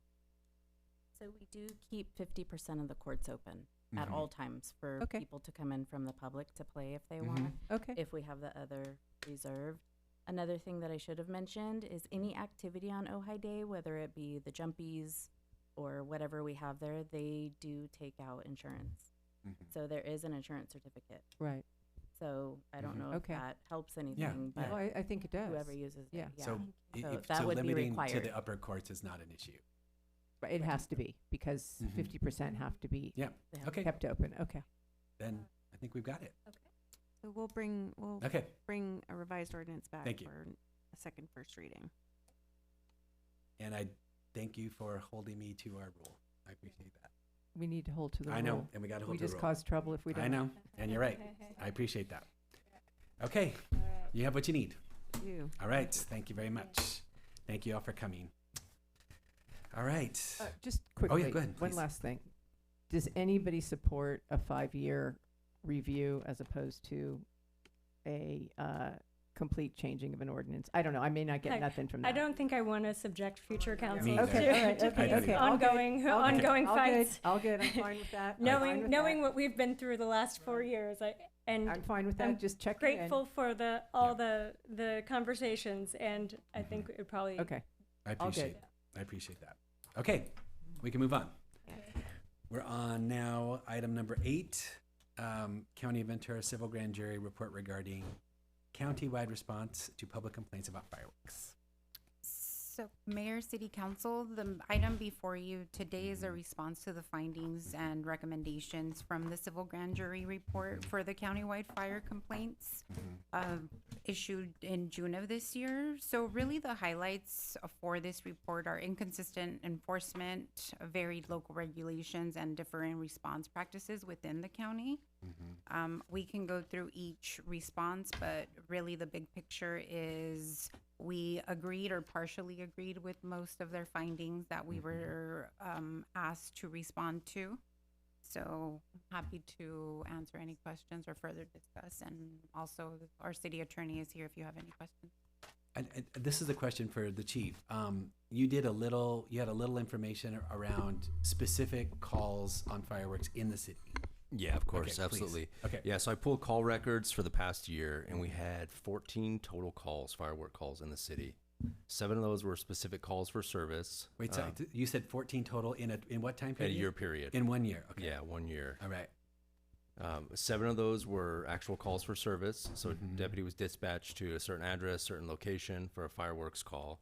And then the 7 others were what we call a broadcast. So typically if the deputies are tied up on a call, or especially these are probably happening most likely on 4th of July. I didn't look at the actual dates of each call, but you're going to get hundreds of calls countywide. So they'll put out what they call broadcast. So it's like in the general area of Drown and Ojai Avenue, fireworks disturbing.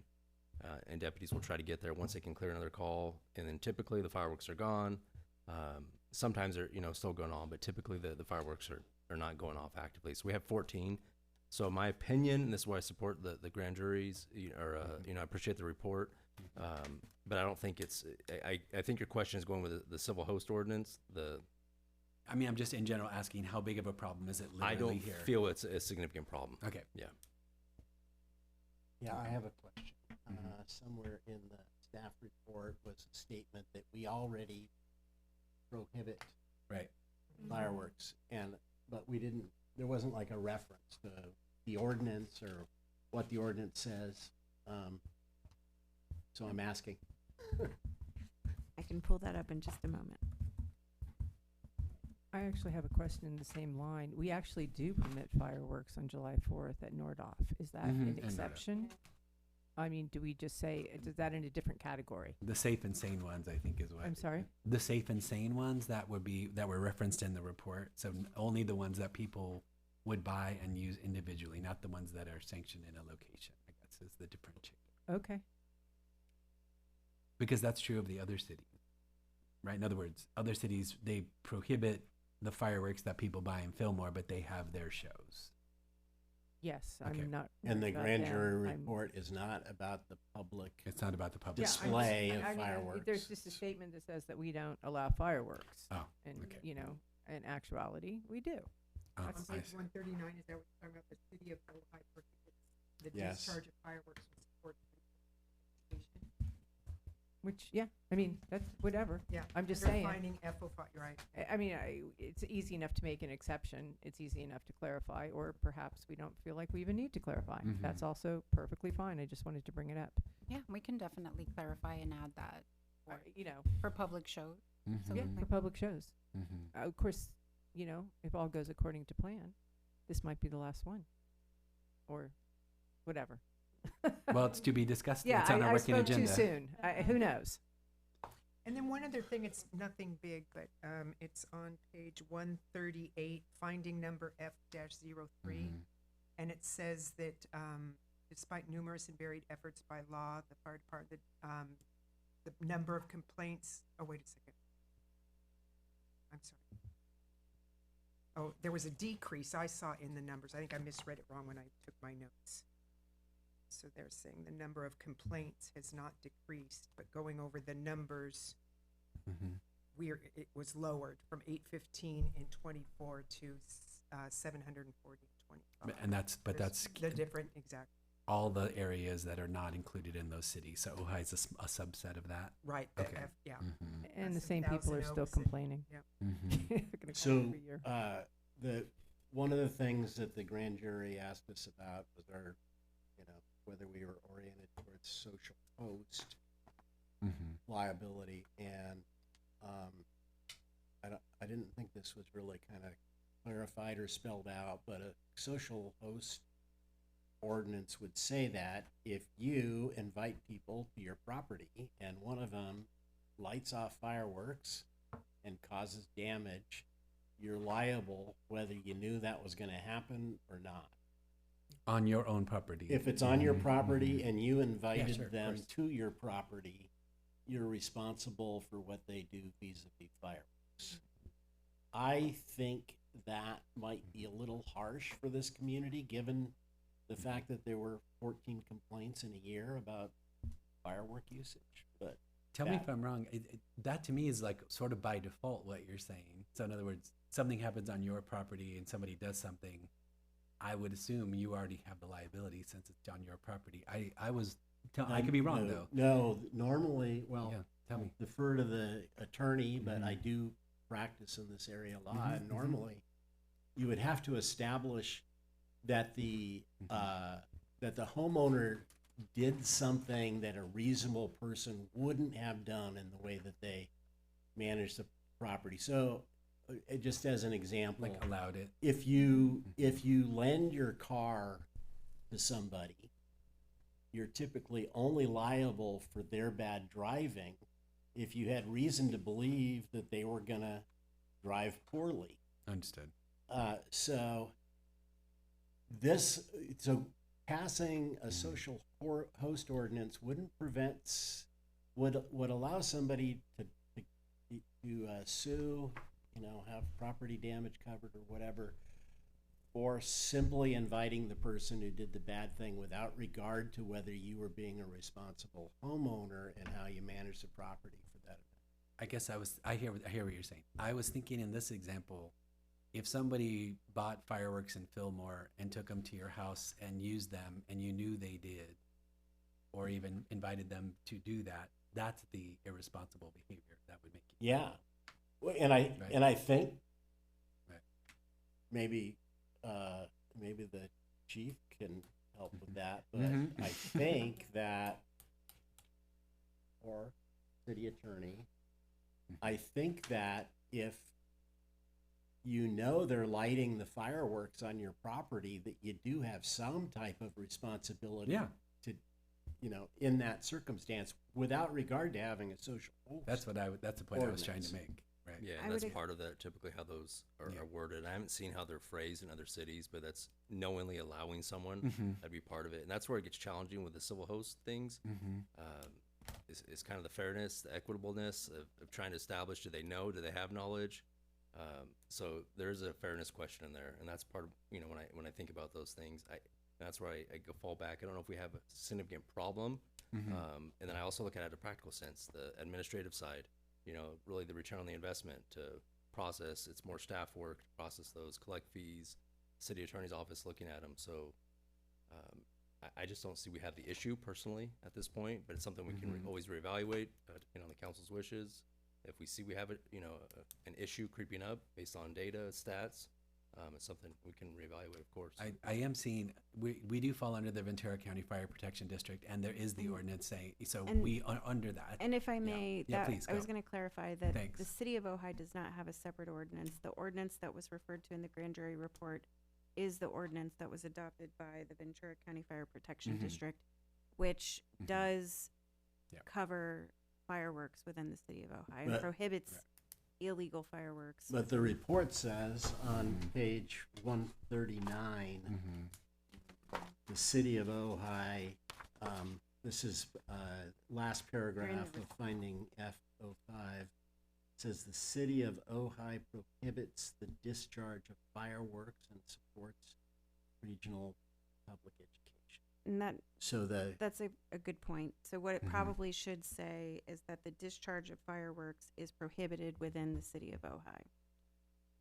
So it's not a prohibition by the city of Ojai, it's a prohibition by the Ventura County Fire Protection District that applies to the city of Ojai. So maybe the statement should be that we enforce and adhere to the county prohibition of fireworks.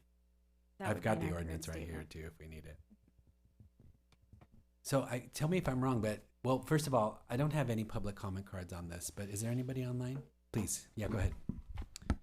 Yes, Mayor, we have Mr. Miley with a raised hand. Okay. Mr. Miley, you may unmute. Thank you. I'm coming. Well, thank you, Mr. Miley. Knowing a little bit more about host liability, it seems to me that the grand jury considers this as an important addition to the county, overall county. Some of the cities have it, the county does not have it. They recommend that the county do it. If the fire district says that we ban and don't support fireworks in the city, that's good.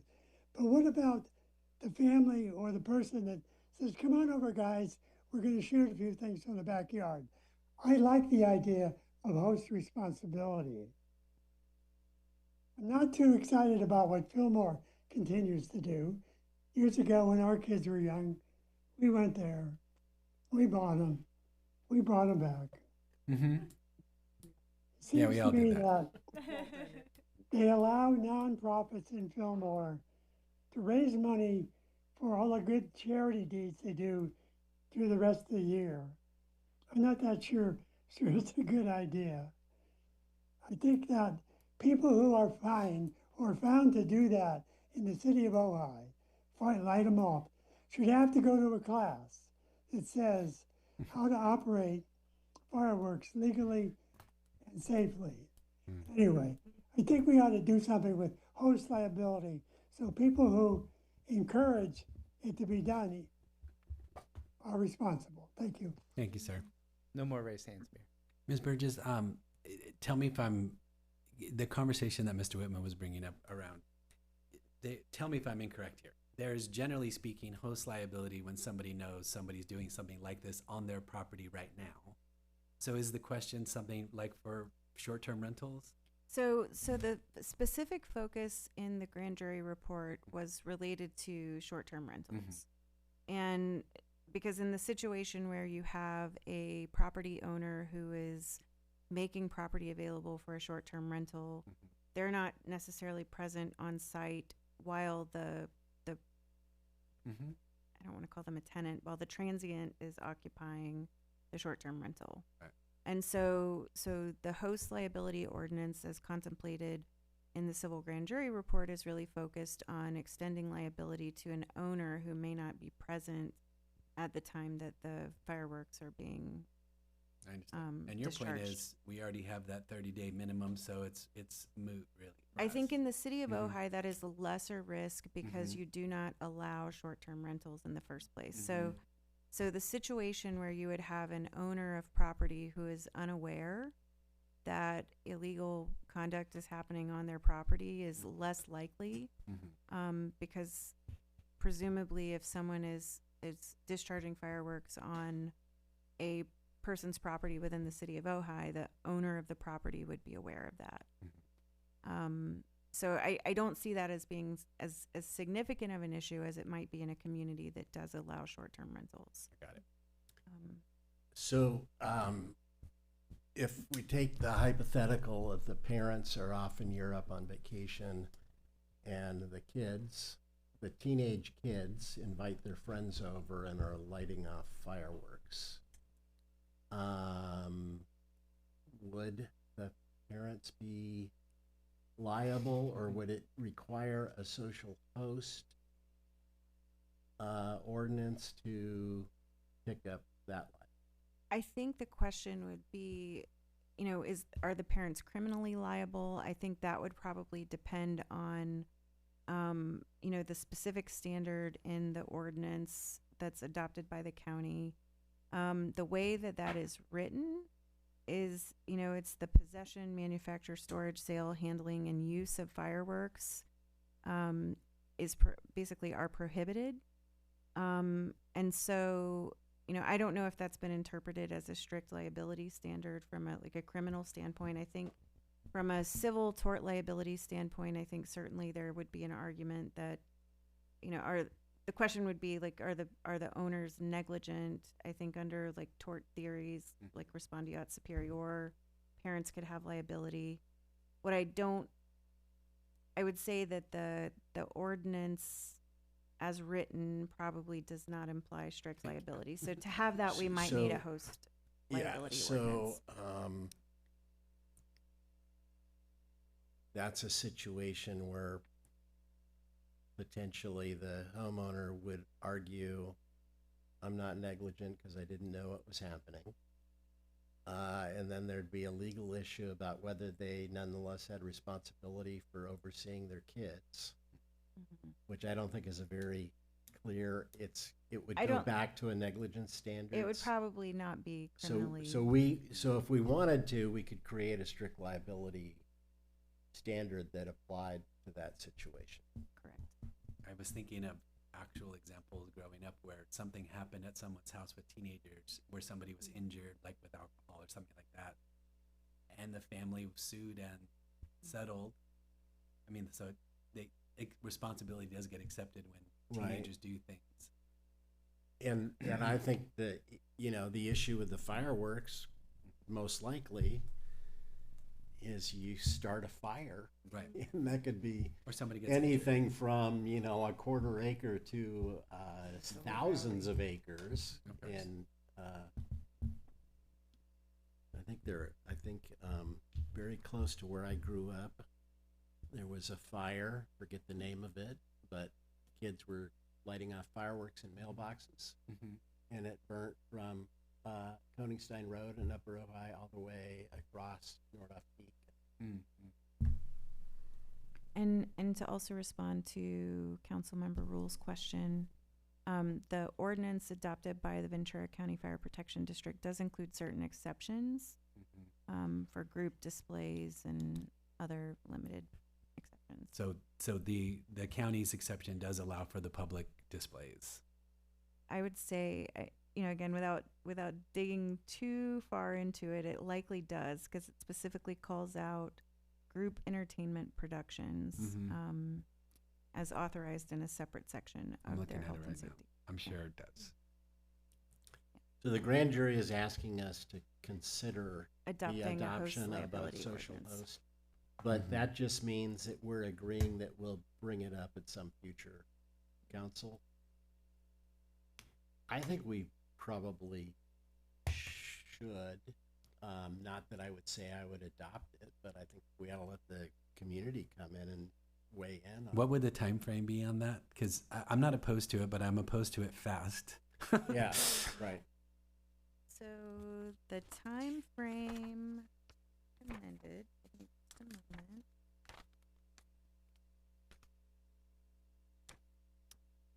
By the civil grand jury.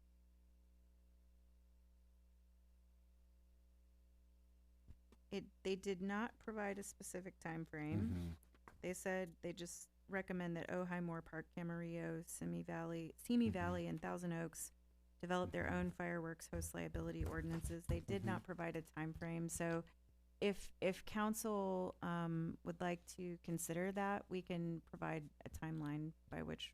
That seems reasonable. I'd support, and Mhm. I don't think we need to provide a timeline based upon. what Yeah, we that's fine. said. Just Just say say that we've consider it. decided that we're gonna That's fine with me. take it up at a future council meeting. I just, not to lose our train of thought, I did find the provision. It says, this is in that code, the use of fireworks or fireworks displays, pyrotechnics before a proximate audience, and pyrotechnic special effects in motion pictures, television, theatrical, group entertainment, etc., is under one of the exemptions. But it's as allowed in a specific section of the health and safety code. So. Yeah, that's what I mean to be saying. It's one of the allowed exemptions. Okay. Yeah, So- that sounds good. So what I would recommend Mhm. then is that we would modify that particular response. Yep. Which is for recommendation number R-02. We would modify the introductory clause to to provide that this would be subject to, the recommendation would be subject to further, or will require further review, which is another one of the options. And that we just revise the response to read that the city of Ojai will consider whether to develop its own fireworks host liability ordinance, and leave it at that. Okay. And then we're in that Finding finding or the response to finding F05. We'll take that as That Yep. first sentence of the last paragraph is going to be modified to say something about us enforcing the county prohibition. Yes. So. Because I read that to say that we have And that an ordinance. Yeah, and that's not exactly correct. Right. So I would Under recommend F5, did you say? Yep. Okay. That in the second paragraph, we modify the first sentence to read, or the only sentence to read, the city of Ojai enforces the prohibition on the discharge of fireworks established by Yep. the Ventura County Fire Protection District. Yep.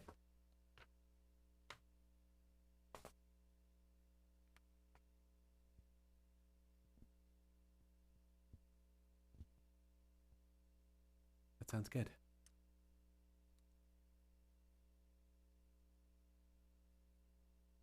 So then I presume we need a motion that you would then make those changes.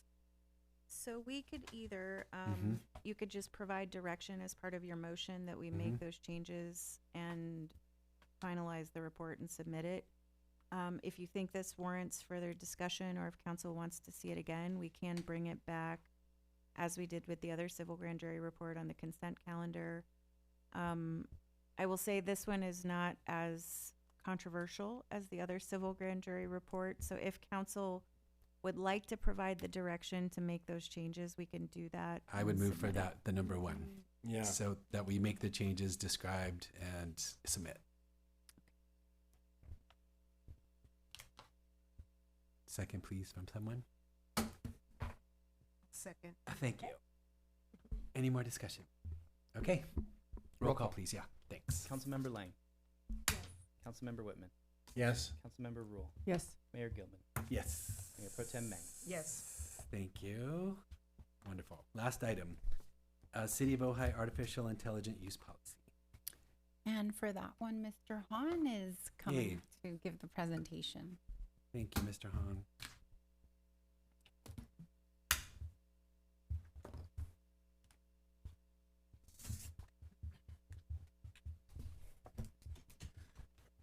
Good evening. Hello. I would like to provide you with a brief overview of the proposed artificial intelligence use policy for the city of Ojai. This policy establishes a governance structure for the responsible use of AI systems by or on behalf of the city of Ojai and is intended to ensure consistency, accountability, clarity as departments begin to use AI tools in daily operations. AI has the potential to improve service delivery, efficiency, and responsiveness in city operations. At the same time, it introduces risks involving privacy, transparency, security, and community trust and ethics. This policy provides a framework for the city to balance these benefits with the appropriate safeguards. This policy incorporates key principles: privacy protection, transparency in public-facing AI tools, monitoring for bias, inequitable impacts, and maintaining accountability for AI outputs. These principles help ensure AI use aligns with legal requirements and public expectations.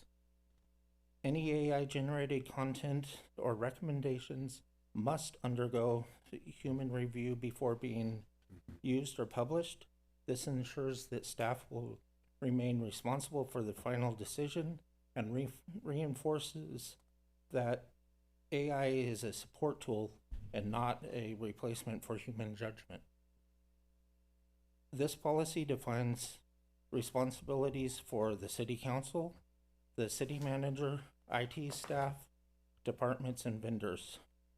This structure supports consistent implementation and establishes a process for evaluating and improving all and governing AI tools. This policy is designed to be flexible and will be updated as AI technology evolves. IT staff's participation in GovAI Coalition provides ongoing access to best practices and guidance that will inform future revisions. Adopting this policy has no direct financial impact. It establishes expectations and procedures without requiring immediate purchases or any new expenditures. In summary, this AI policy gives our city the framework it needs to navigate emerging technologies safely. It ensures our internal operations remain responsible, consistent, and transparent. Thank you, and I welcome your feedback. I appreciate that. Even on the last issue, I used our AI tool to find the ordinance. Nice. Anyway, any questions for Mr. Hahn before we go to public comments? Yes. Very clearly presented. Thank you. Any questions? Larry Stengel, please. That's the public comment card I have. Larry Steingold. Hello. Mr. Hine, wonderful. Okay. I think it's a great start. And I used AI to run the AI ordinance through AI twice, a couple times. We're told this artificial intelligence policy is designed to modernize City Hall and increase efficiency. But if you read the fine print, this document does the exact opposite in reality.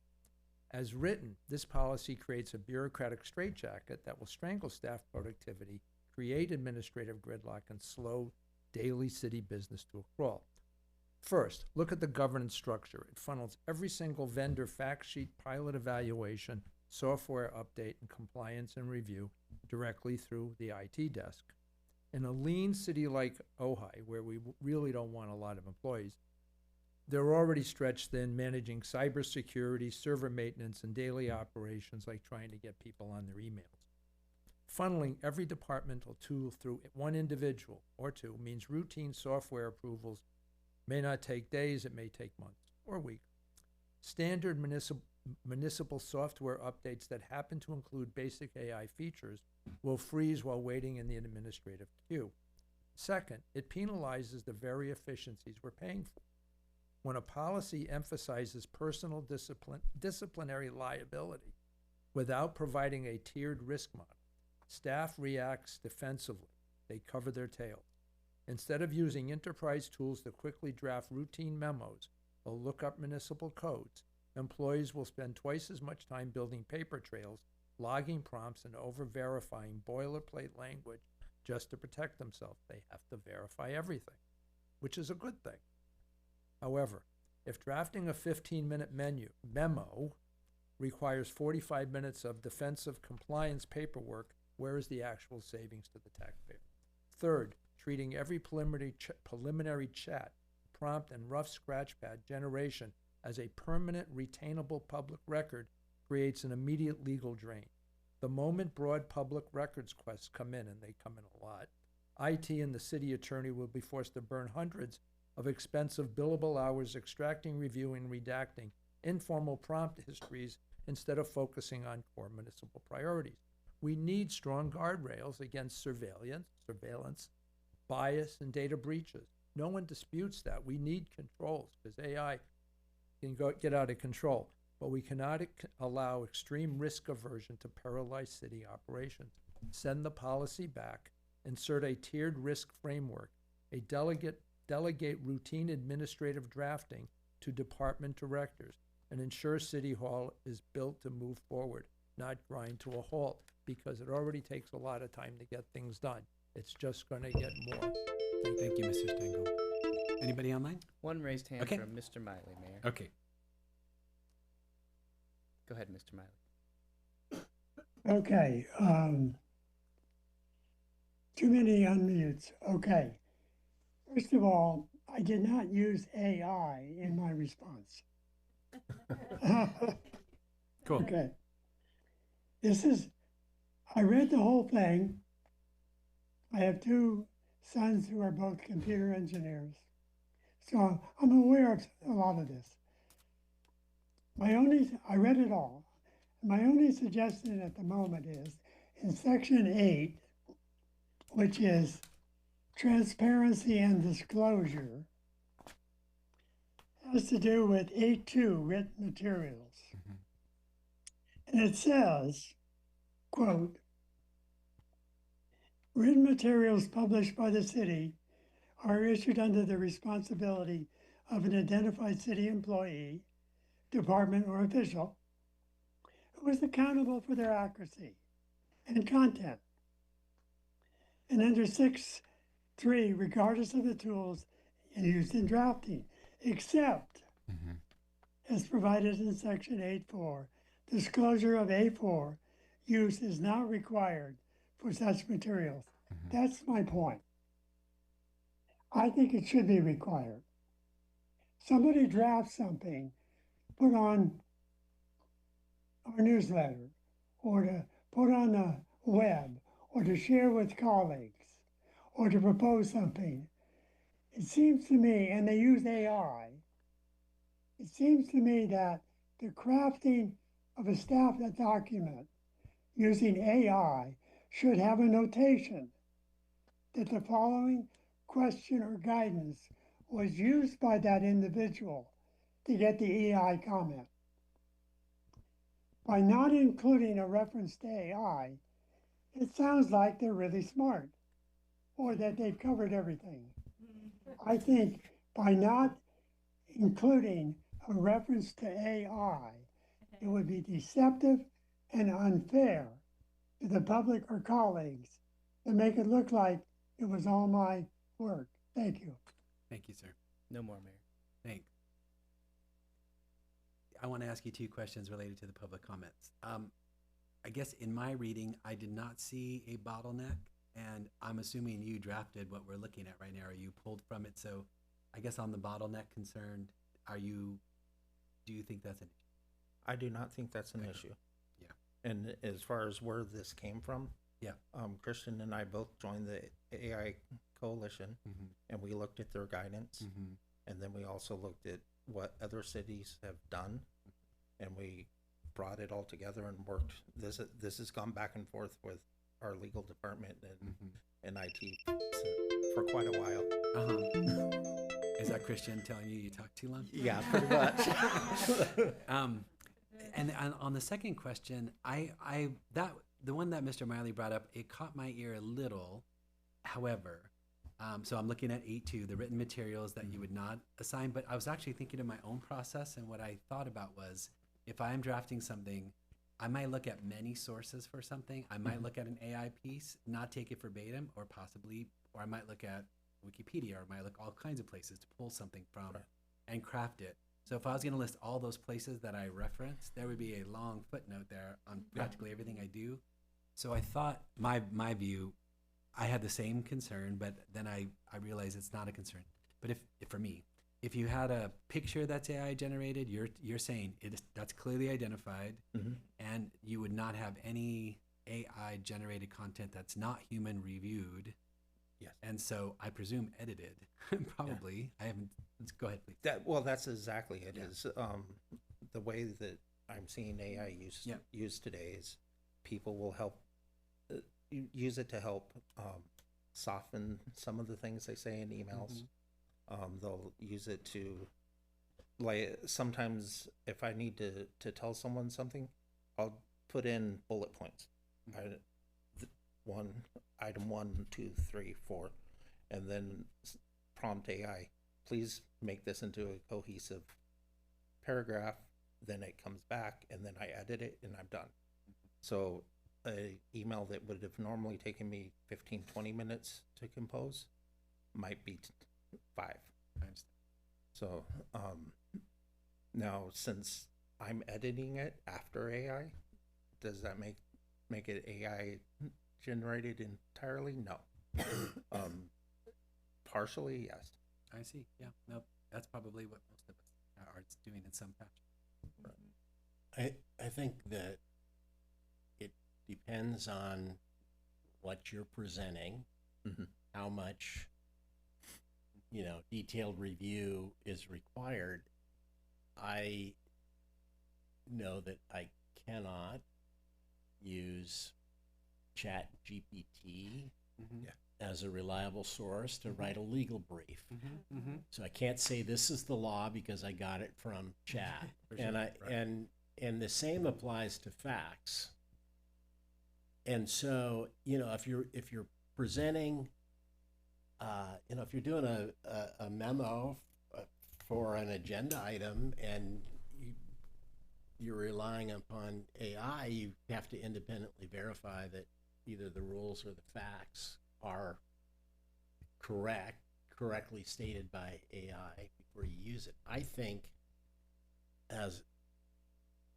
it might be useful when facts and law are being asserted, might be useful to have a notation that says that the memo was drafted with the assistance of AI, but was verified. The other thing that I also have an adult son who knows more about computers than I'll ever know. And we were talking about AI recently, and he said, Dad, AI wants to give you the answer that you want to get. It's got that bias built into it. And so he said, you have to be really careful to understand if the computer is, anticipating that you're going to like, because it wants you to come back and ask it more questions. So one of my thoughts would be that whenever staff is going to use AI for asserting, you know, facts and rules and policy, that person, before they can do that and you know, and communicate it needs to go through training about the appropriate means of verification. That was the one thing that I didn't see in the policy, is that there's like a training process. There actually is 6-1. Yeah. That's staff training and AI literacy is one. So I don't see that being a problem if you're using AI to clean up a memo so that it reads better.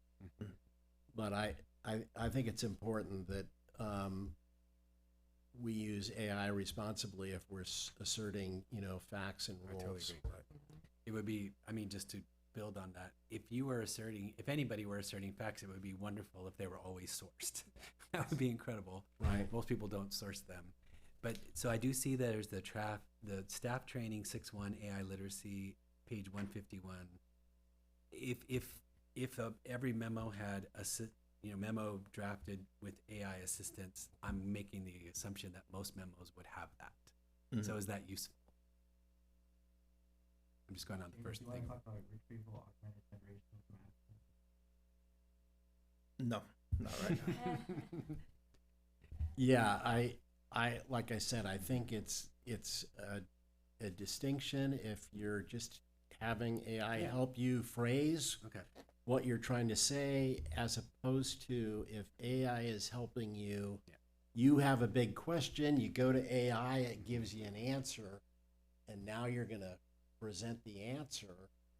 I want to make sure that there's adequate, you know, training and vetting of the source material. So one thing that you may not be aware of is the tool we're using is citing everything. So it's only using the city's information. It's not going out to the web trying to find things. And when it presents something, you can look on the right hand side and you can see every memo or whatever it's pulling from. It's all right there. I'm doing that right this very second. So every instance that comes up, you see there's a little circle, that's a link. You click on the link, and on the right hand side, it gives you the PDF of the ordinance itself.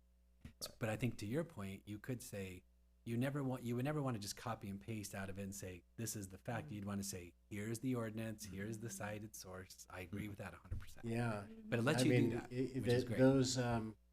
Those citations are only valuable if you take the time to click on them and read them and see if they say what that's true.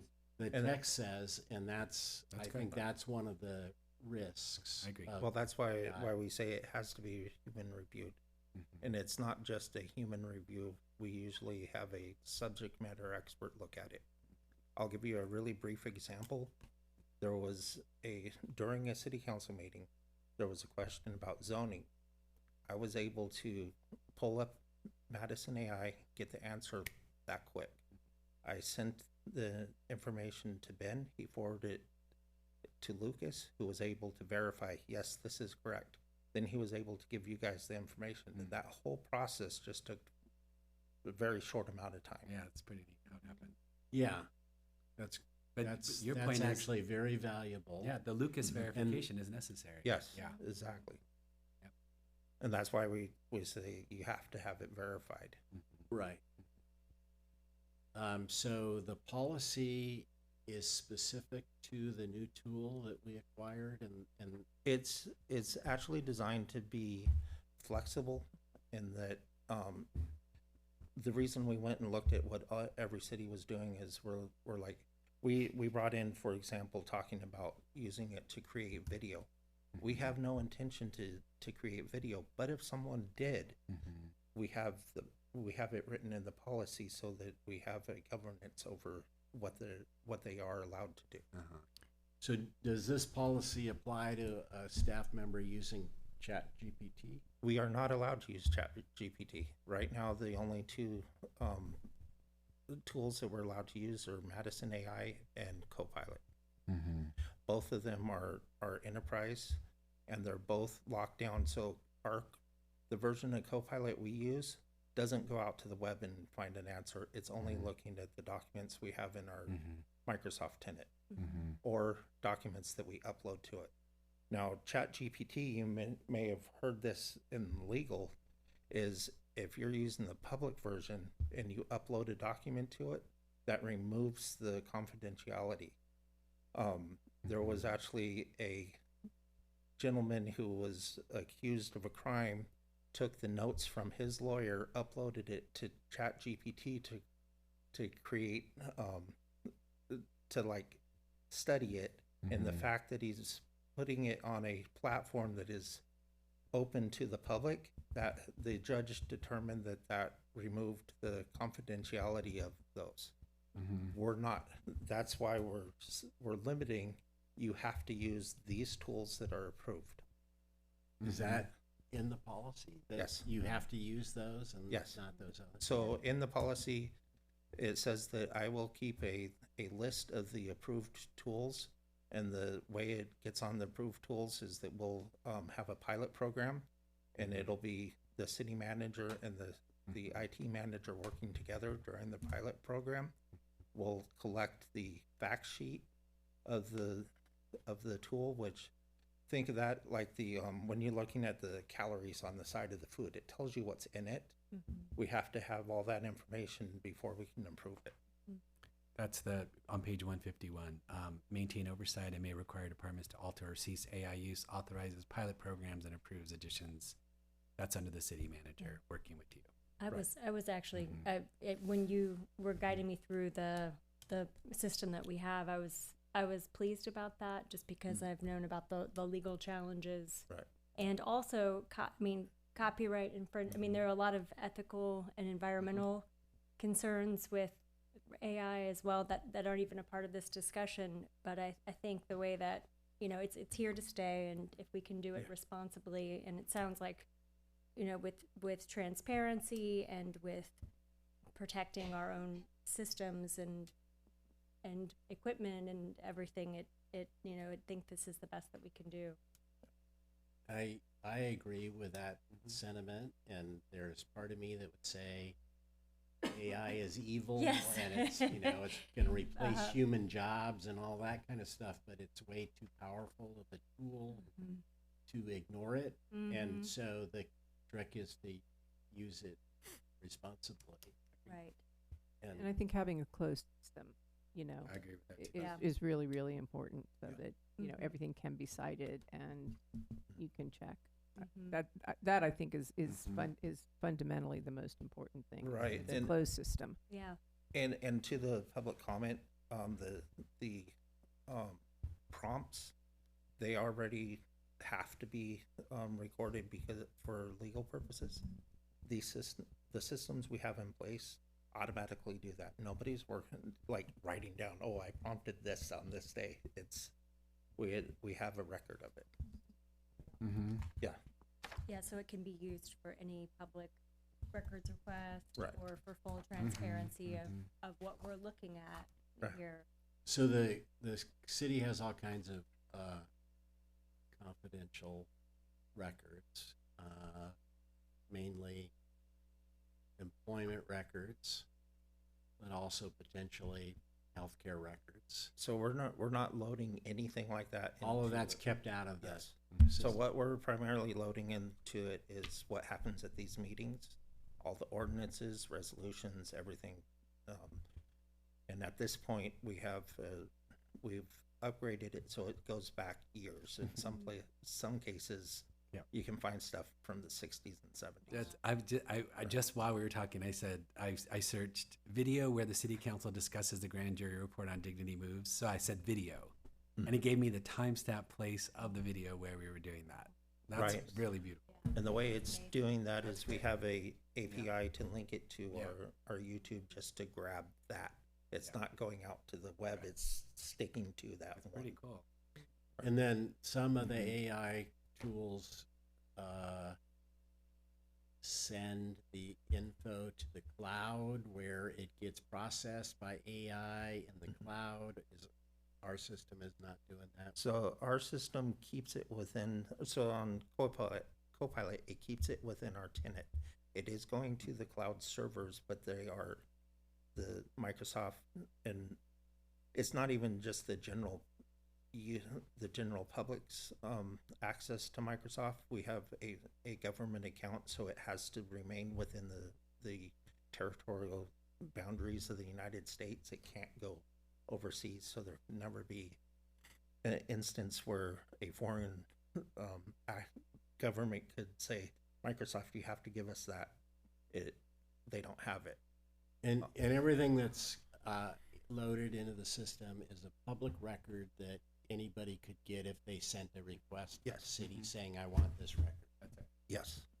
So on that point, I mean, at some point, it would be very nice to have this be a public-facing tool. That is definitely something that we're wanting to strive for. We're not wanting to jump into it too fast. We're wanting to make sure we understand all the implications before we do it. And verify. Right. Because I mean, in a very pedestrian way, I would love a resident to be able to say, I want to build a fence on my property. How high can the fence be? And they give the address, and it tells you exactly the ordinance and what it is, and that would be great. It is really funny you say that, because I was bragging about what I was doing for work to my wife. We're sitting in the backyard, and I put in that exact question, and it came out. it spit back the answer. Good.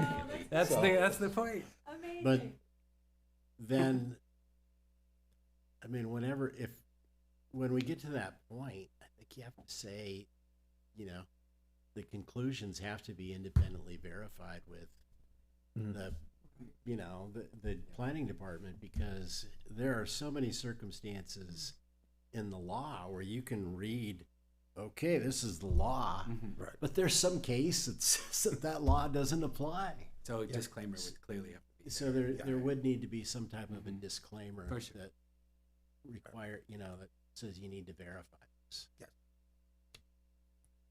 Yeah, and that's precisely why I'm saying we're taking baby steps towards making it publicly available, because there are a lot of implications that we have to understand first. I can tell that you're going very incrementally and thoughtfully, and it shows in the public. You haven't done the training yet, but I'm looking forward. Yeah. I've used AI a ton. Yeah. And Well- so for my work, there's there's an AI for doing legal research that's been vetted for attorneys at that level, and you pay lots of money to use it. But then I use ChatGPT to sometimes just to figure out what questions it is that I need to ask. Right. That's useful. Well, I would move to approve the AI policy as proposed. That's the motion. I'll second. Okay. Any more discussion? Okay, motion Thank please. you, James. Yeah, Yes, thank you, wonderful. James. Good job. And Let's do the roll Christian, call too. before you walk away, just in Yeah. case. Roll Just call. in case. Okay. Councilmember Lang, Yes. Councilmember Whitman, Yes. Mayor Pro Tem Meng, Yes. Councilmember Rule, Yes. Mayor Gilman. Yes, thank you, sir. Appreciate it. Any council member reports? You have your event tomorrow. Yes, I have my event Mm-hmm. Yeah. So Sheriff Ryhoff and Chief Abbott will be here. We will be discussing ICE and local law enforcement and the questions that the community would like clarification on, and the things that law enforcement would like the community to be aware of. So I I'm just looking have forward. Question. Yeah, Like, have you planned? I have. Okay. Have you ever seen any yeah, I have no problem. No, I wasn't talking about you. No. No, I was talking about, Oh, perfect. I just, because you know what I mean? yeah, no, Okay, and I good. also, we have planned for that. We definitely have planned for that. And I won't allow it. I fight you. No, I'm kidding. Yeah, Good. I just was concerned. yeah, we'll see how it goes. I think it will be fine. Yeah. So, Okay. yeah. Any others? I just wanted to remind everyone that Thursday night is the chamber mixer, and so everyone can come, even if you're not a member. and it's a monthly event, and it's a great community event as well. I'm not saying anything that's not public. The Public Safety Commission met again yesterday, and the speed hump policy is evolving, that they will come forward to us at some point, which is more like a sort of traffic mitigation calming policy. They're looking at other pieces, so I think it's actually an interesting, good effort. So you'll see that coming forward, and then we're also understanding a little better what overlap exists between the disaster committee and the public safety committee. So you will see that evolve, where we don't want to have redundant work. So you'll see that kind of evolve as it goes on. But they have plenty to do. It's working really well. We had one commissioner who couldn't do the hours, so we have applicants, and we're looking through those. So I think before their next meeting, before that, we'll have someone come forward for us. And then Yeah. wasn't it Yeah. last night had a couple Yeah. phone calls. People were saying that they felt, and I don't know, I'm just repeating what Mhm. was told to me, that Mr. Coggin in his position would be a conflict of interest, being he's on the board of the Fire Safety Council. No, Is great. that correct? That's a really wonderful question. Actually, it happened in our ethics training, if you recall. So if someone serves on a board and they're not paid, then it's not a conflict of interest if they serve on a board. So Mr. Coggin is on the board of the Fire Safety Council as an unpaid person. That actually came up, people that are, let's say, involved in a nonprofit, and the nonprofit is also involved, let's say, in housing policy. That came up, I guess, 2 or 3 years ago. And so tell me if I misstated the position. That was Mhm. loud. Our office did evaluate that question at Mr. Coggin's request and found that there was no conflict of interest. But that's an important thing to remember, because it's easy to, I was mistaken about it when our former attorneys gave that presentation. That's it. So if you serve on a board unpaid, it's not. But I recall when Yeah. we were Mhm. talking with him that he said that he would recuse himself if those decisions came before. I remember that being He a did part of the say that. conversation, and so I don't know if that's changed since they've done the investigation, but he did say that. In the interviewing, he did say that, and I think what it would be is, I think we'd all have to be really clear.